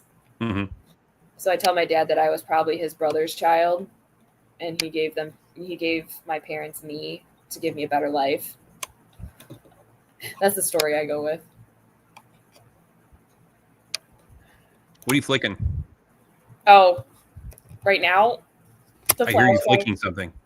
The flash drive on my computer. Flash drive. All right. It's not a knife. I've got a bunch of knives. You said bring knives. I brought my knives. It is EDC. Yeah, show us. This one gets a lot of attention. The Remet. This one I got used at Knife Hub, and this is this was the one that made me fall in love with front flippers. Just a very smooth action. And I've got the Dirty Girl that everyone knows cut my finger. So I had a new sheath made for it in cow print. Beautiful. Yep. I've got another karambit. It's just a handmade karambit. Oh, wow. Yeah. Got that at a show that I was working. Of course, I got my Spyderco, which, okay, let's talk scales. Yeah. Like this, I need to do something with a knife that upgrades it because I never have, like a pocket clip upgrade or what. What would you recommend for my PM2? The first thing I'd recommend is move the pocket clip. Okay, no, wait, guys. Let's talk. Okay. Because I like you're a sophisticated woman, and you're among friends here, and it's important that we talk about these things. Like, I don't want to see you make a mistake that could have negative impacts downstream, like carrying the pocket clip in the wrong location. I like it tipped down though. I did cut my shorts though yesterday. Did you really? Yes, I did. And they were like my favorite. Hi, Paul. Hi, Paul. But I like that when I pull it out of my pocket, it is already positioned to open. Yeah. Yeah, I understand. But everyone makes fun of me for tip down. So when we had, who was it that was on recently? And I gave him a bunch of shit about it. We had somebody on a couple weeks ago. Sean? Oh, no, it's Sergio from Kunwu. He was defending it. Ha, and I was like, hey, Sergio, all your knives are tip up. And he's like, no, you don't understand. It's very dangerous. And I was like, it's not dangerous on a Kunwu. So, yeah, I trapped him. What was his reasoning for tip down, though? Tip down is objectively safer because the knife is in your pocket and you put your hand in your pocket. There's zero chance that the blade is open and you're going to stab yourself in the hand this way. So I have done that before on a knife where it opened in my pockets because the clip is here, right? Yeah. And the knife can open a little bit and you can stab yourself in the hand. But that is one of the very few knives that Spyderco still makes with the tip down. So if it's such a danger, why are all the other ones tip up? I think it comes down to personal preference. There's something to be said about the fact that when you pull the knife out of your pocket, the hole is right there. Yes. It's very true. And then also, if you ask Sal to open this knife, he doesn't spidey flick. He sees that as a way to cut yourself. What he does is he does the drop.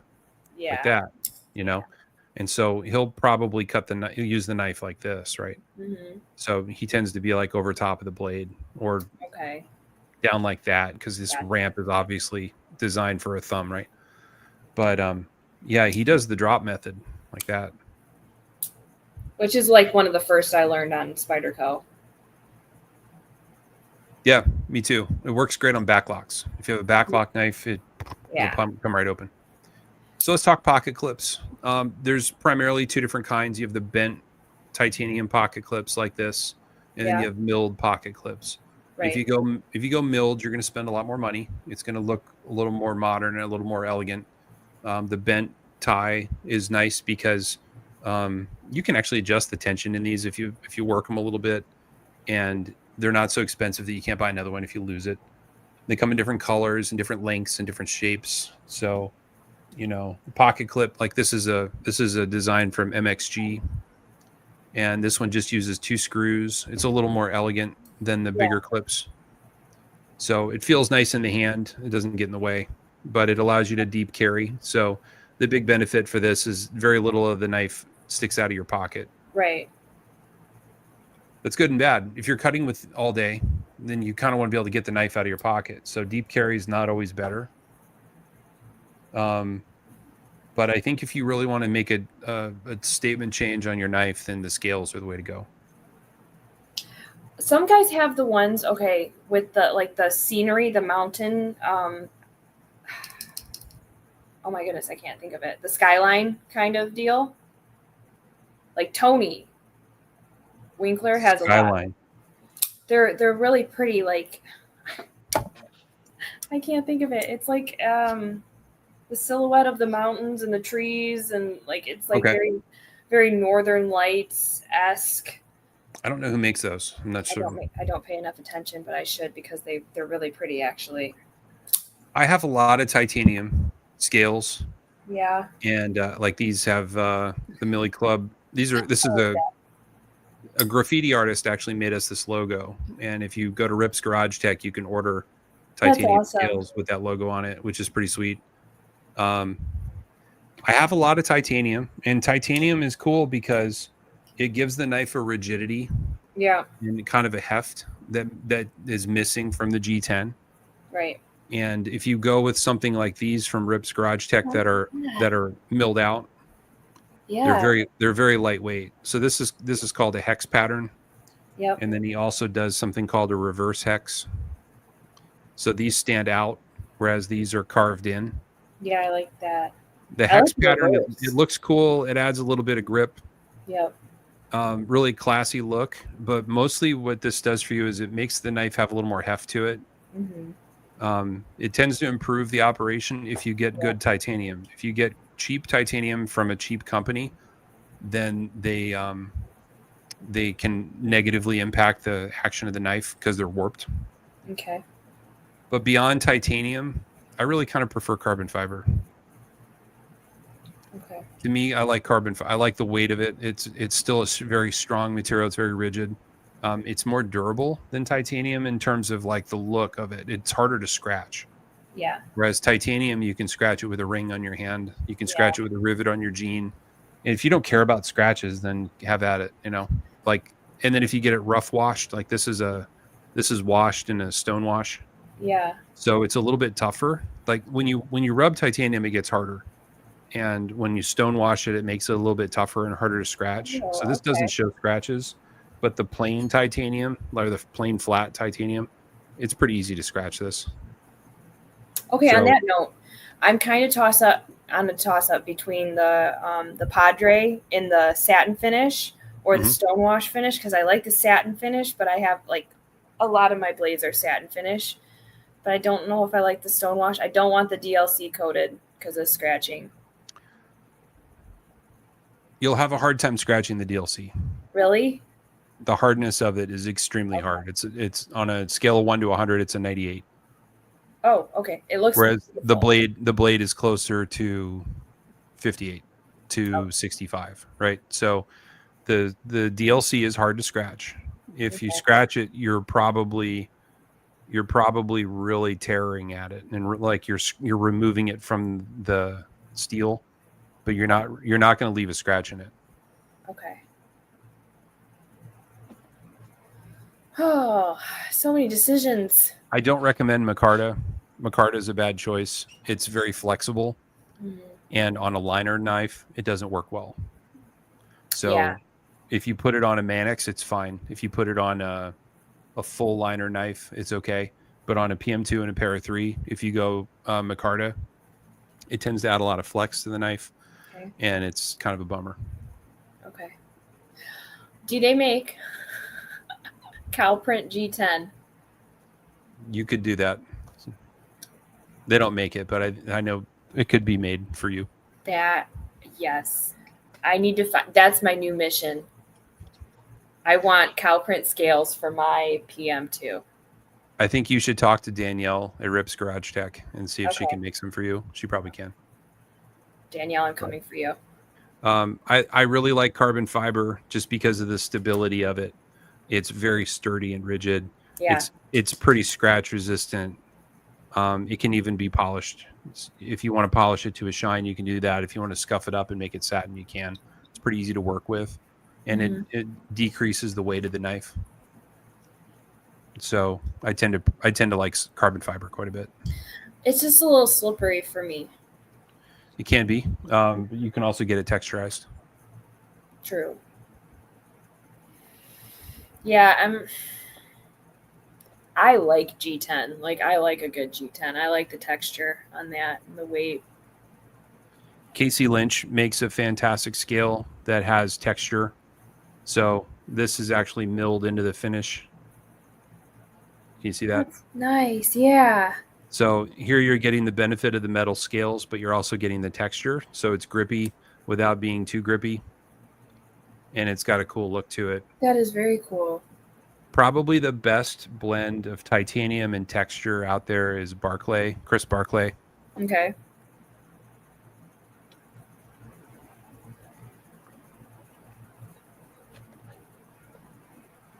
You can never find the knife you want when you want it.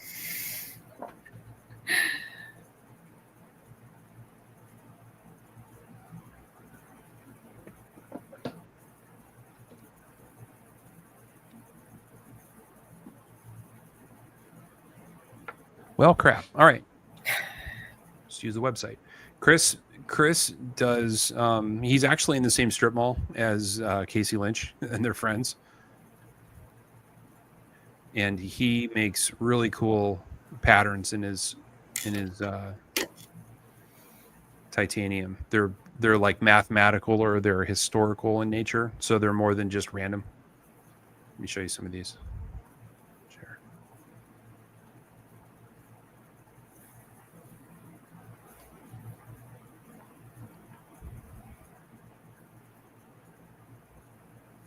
Oh, wow. I feel like I've seen these before. He also does really good finishes.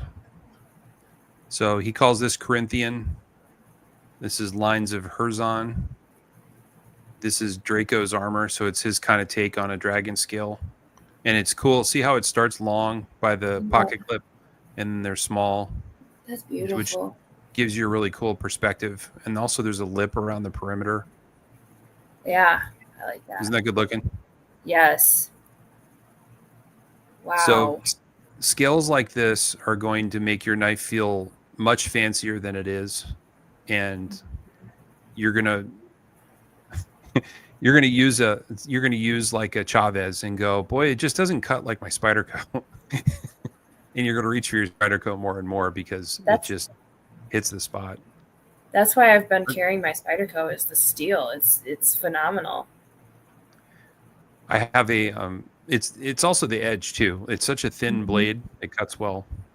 Right. So I have a set like this. This is called the Herbert pattern. And he does this cool bolster look. These are they're just good looking, you know? Yeah, these are classy. So the other thing I'd recommend to upgrade your knife would be there's nothing wrong with the stock hardware. The stock hardware is really good. But if you're going to upgrade the scales, I would recommend doing the screws at the same time. Okay. So if we go to Rip's Garage Tech, he has created sets for Spyderco knives. So if you go to his PM2 section, you can see he's put a lot of engineering time into Spyderco knives. So he has a screw kit that's phenomenal. So I have 3 sets of screw kits for Spyderco PM2s, and there it is. And it instantly improved the knife. Really? Yeah. What you can do with his screws is you don't have to play that. You know, usually with a PM2, you have to cheat the pivot screw and the stop pin screw in order to make the action work right. Okay. So you're backing the screw out a little bit, and now the screw's not all the way down. And some guys are annoyed to death by that, but that's what you have to do if you want it to really fly. Well, on Steve's knives, I've tried it on 3 knives now. If you put his screws in, you tighten them all the way down as tight as it'll go, and the knife works perfectly. Oh. So you can order the screw kit in anodized titanium. You can get it satin, or you can get it DLC.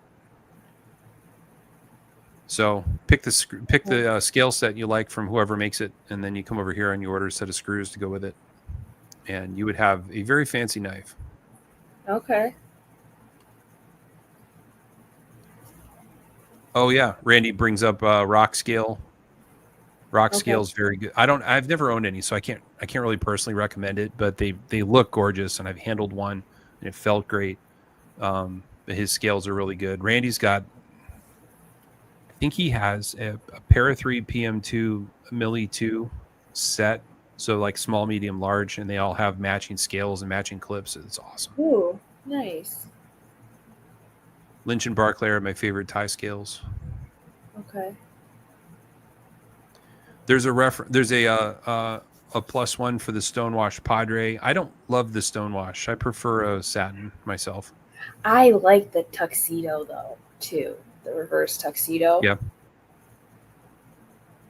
But like, I have so many satin blades. Well, I guess not so. Yeah, I have a lot of satin blades, so it's just kind of the Stonewash. See, So, I love that. That's the one you had in that blade show, right? Yeah. But seriously, like if you take this knife and you take a screw and you try to scratch the DLC, it's not going to scratch it because the screw has a hardness of 50 and this has a hardness of 98. Now, if I jam it, I can chip it, but it's not going to scratch just from touching it. Okay. Because that might convince me on the reverse tuxedo.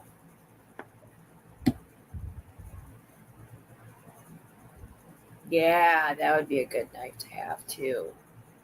The Excalibur is awesome. Choices. Christian brings up Rips Garage Tech also does aluminum scales instead of titanium. If you go aluminum, they're even lighter. And they're cheaper. Yeah. It's a great choice. I do like aluminum scales for the most part. Yeah, they work great. I'm still curious to see if she could make me cow print scales.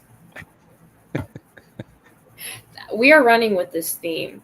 I'll do a 3-way chat to introduce you so that so you can talk to her. That would be great. I think they can either through Cerakote or maybe you could use plain white G10 and then dye it. You can use red dye in G10. It works great. You know, when you go to the fabric store, you get the red dye they use that works G10. You could just do you could drip black onto it. Mm-hmm.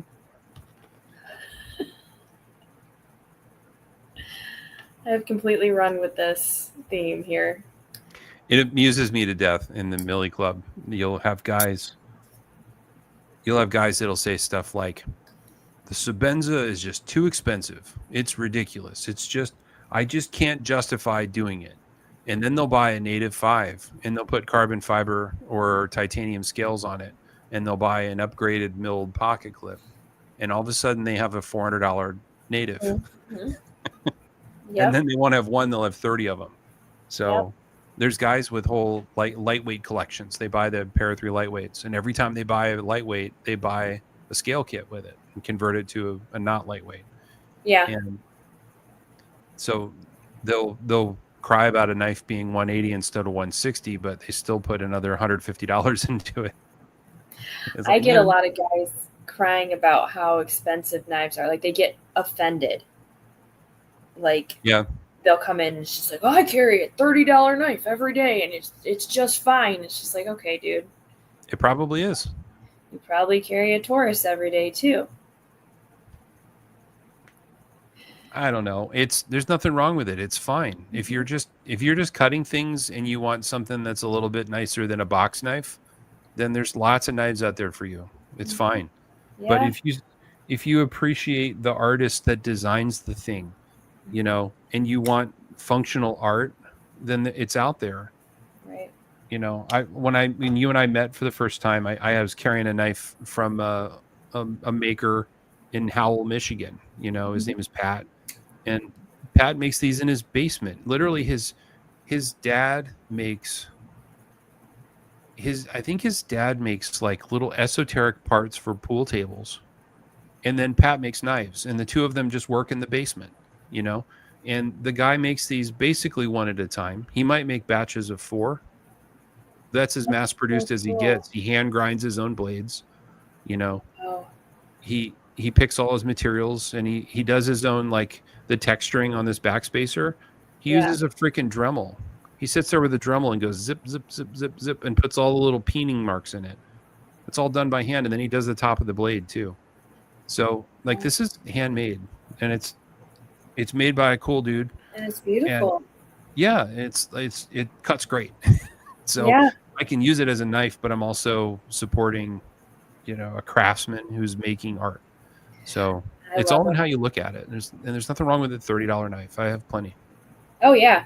I just don't. They're not brag worthy. I'm not going to take pictures of it. No. Right. Nobody wants to see a picture of my $30 knife. Nobody cares. They'll be like, "Oh, I can get a Civivi on Amazon." It's like, then go buy a Civivi on Amazon. It's okay. You sure can. It's okay. You sure can. There's plenty of you out there. Yeah, they're not for everybody, but once you get into it and you realize how much work and creativity. Come back and see me when you want a boy knife. Yeah.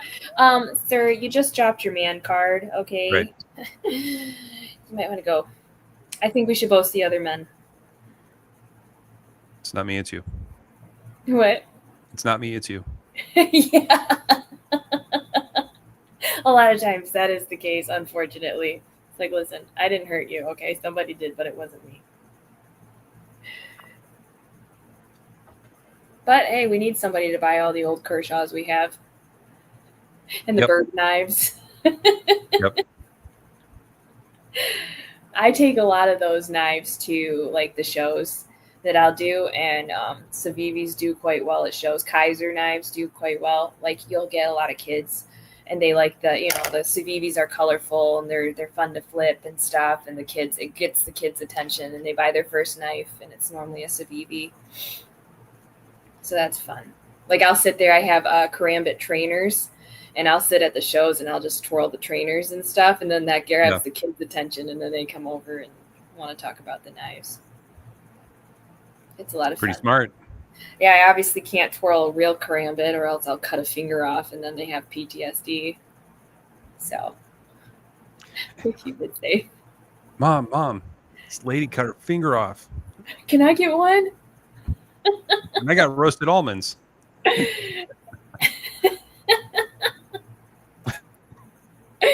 Can we buy pancakes from them? Yeah. It's all a marketing technique. Do anything for a sale. Paul, it is hard to remember them all. And I'll be honest with you, there's a list in the pin post at the top of the group. And it's not pin, it's called featured. They keep changing the name of it. It's featured posts. There should be there should be one in there with a list of all of the knife stores that are friends in the club. So if you can't find something from a knife store that's friends with the club, I don't know that it's being made, because there's a lot of them now. And Knife Hub is certainly one of them. And you definitely reach out. You can message us. You should probably start with Knife Hub and then work your way out from there. But yeah, they've got it. We're the hub, Paul. Who's the hub? And you get to talk to me, so that's fun too, right? Right. We might talk about cows or Waffle House. Do you have a gateway knife? What was your gateway knife? The Iridium, probably. Really? Yeah. Yeah, I thought when I first started being the Knife Hub girl, I thought a $60 knife was like pretty steep. Actually, it's kind of embarrassing to say that. And now I'm over here, I'm working my way up. We're into the 200s now. Just like, okay, it's not that bad. It's a good price. Yeah. So I would say a Kershaw was my gateway. My first gateway knife was a Delica. Mm-hmm. But I was a groomsman in a wedding, very young, and the groom bought us all Delicas, and he goes, most other groomsmen, you're going to get a stupid flask or something like that. I wanted you guys to have something awesome, so he gave us all knives. That's cool. Before the service had even started, everybody was cut. We were all bleeding because they were serrated Delicas, and we were having like quick draw competitions and stuff, and we kept closing the blades on our fingers. And It was great. And I carried that Delica for years. And then when I got married, I did the same thing. I bought everybody knives, and nobody appreciated it but me and one other guy. I think everybody else was like, what am I going to do with this? That's sad. Yeah, for a long time, I just carried that Delica. And then somewhere around like 2016, 2017, it occurred to me that if you go on Facebook, there's probably a group for knife people. And I went there, and the first big purchase I made was like a used Mannix lightweight. And I remember just agonizing over it because it was $115 or something. And I was just like, oh, I don't know. It's so much money. It's so much money. Yep. Now I spend that on a set of scales and don't think about it. This one was about like 110. And this was the first time I spent over 100 on a knife. And I was just like, oh my goodness, I cannot believe I'm about to do this. And now you don't even think about the money. You just like have this great knife. And yeah, I love it.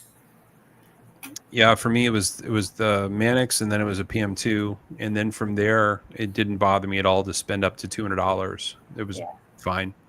And then the next leap, I think, was a Koenig Arius. I wanted one, and they were over $600. I was just like racking my brain. Like, I just can't justify this. I just can't, you know. I'm headed straight towards that. Coming from the guitar world, exactly. We have lots of these things. Okay. So you plug your guitar in one side, and then you plug your amp in the other side, and it has 3 knobs, and it changes your tone. And you know, these get stupid expensive at times. You know, these are, I don't know, the same as knives. They're $40 to thousands of dollars for one of those little boxes. And at the time I was buying those like hand over fist, and I had to segue out of that in order to be able to afford my knives. Like I can't do both. I can only collect one thing at a time. I know people will be like, oh, what knife are you buying next? And it's like, I just bought $1,000 shotgun. Like, good for a while. Yeah. And that's like, I already bought a Shadow 2 this year or last year. And so, yeah, it's just like, I don't think people understand. Yeah, you can't go crazy. Mm-hmm. ZTs are phenomenal. The Mannix too. I like the Mannix too. Paul just spent $1,500 on a custom. My most expensive knife purchase. Can't afford to do it often though. Nice. Yeah, I usually let myself do like one really fancy knife a year. Mm-hmm. There's a knife show in Kentucky, in Lexington, called the Kentucky Custom Knife Show. Yeah. And I really like that show a lot. I like the hang. I have a group of friends that go every year, and we don't get to spend a lot of time together, but we make a point of spending extra time together. And we'll go to some bourbon distilleries and try to hunt some rare bourbons, and then we go to the knife show, and I'll usually buy one thing there, and then at Blade Show, I'll get something I can't get anywhere else. But beyond those two shows, I tend to not indulge in the gourmet stuff because you just can't. You can't do it every time. I have to tell myself no so often because I help with a lot of the ordering for the shop, and I get a discount obviously. And so it's just like, no, like put that back. Yep. Although at the same time, you can probably get it out of your system too. Like you get it, you unbox it, you play with it a little bit, you put it away, and it helps. Yeah. The Shadow 2 carry is nice. I would probably trade my PO7 for that. I've traded in for the newer model.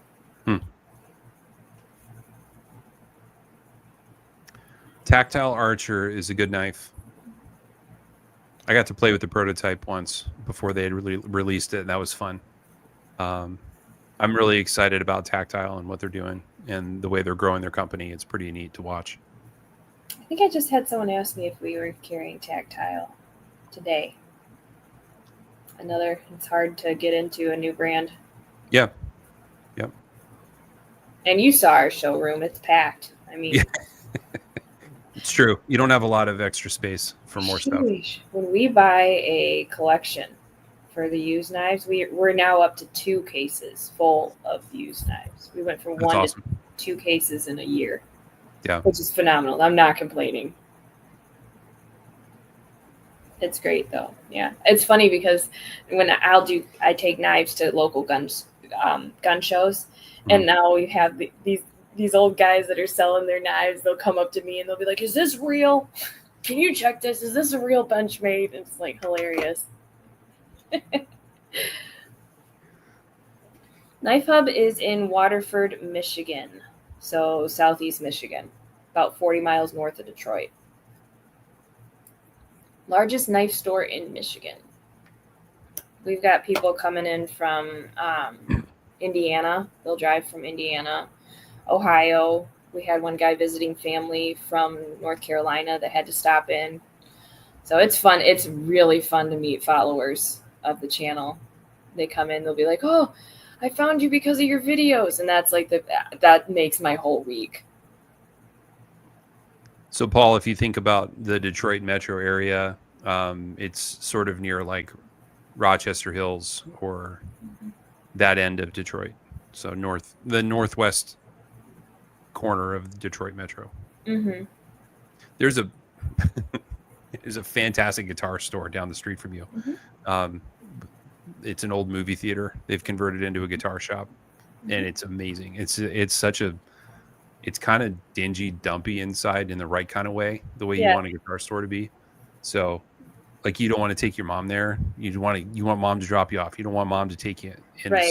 You don't want her to see it because she'll think that guitar players are sketchy, and she doesn't approve. So don't take mom. Go by yourself and go hang out there. It's awesome. Yep. It's called Motor City Guitar. Yeah. Yep. Yeah, there's a healthy population for that too around here. Lots of gun shops, guitars, and Harleys. Weed shops. Lots of weed shops, yeah.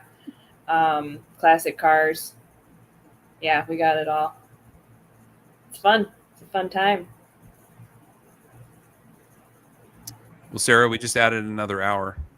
Good grief. Should we wrap it up? Probably. I got church in the morning. Uh-oh. We can't have the parson thinking that you're staying out late. No, he's known me my entire life. Oh, good. Well, good or bad? It's hard to tell. Some good, some bad. Some good, some bad. Yeah. Are you in the choir? I used to be. No, I am actually the service coordinator. So I help run the service on Sundays. I make sure everyone knows their cues and everything runs smoothly. So I get to boss. Oh, very nice. It's fun. I enjoy it. You carry a radio and a clipboard? I carry a clipboard. I do not have a radio because I do not need a microphone. I am loud enough. Fair. Yeah. Fair. So, and I'm not shy. I mean, look at what I do for a living. Mm-hmm. So I enjoy it. Nope, I've got a clipboard and a gun. That's about it. Yep. That's probably good. Yeah. They don't know about the gun, most of them. So earmuffs.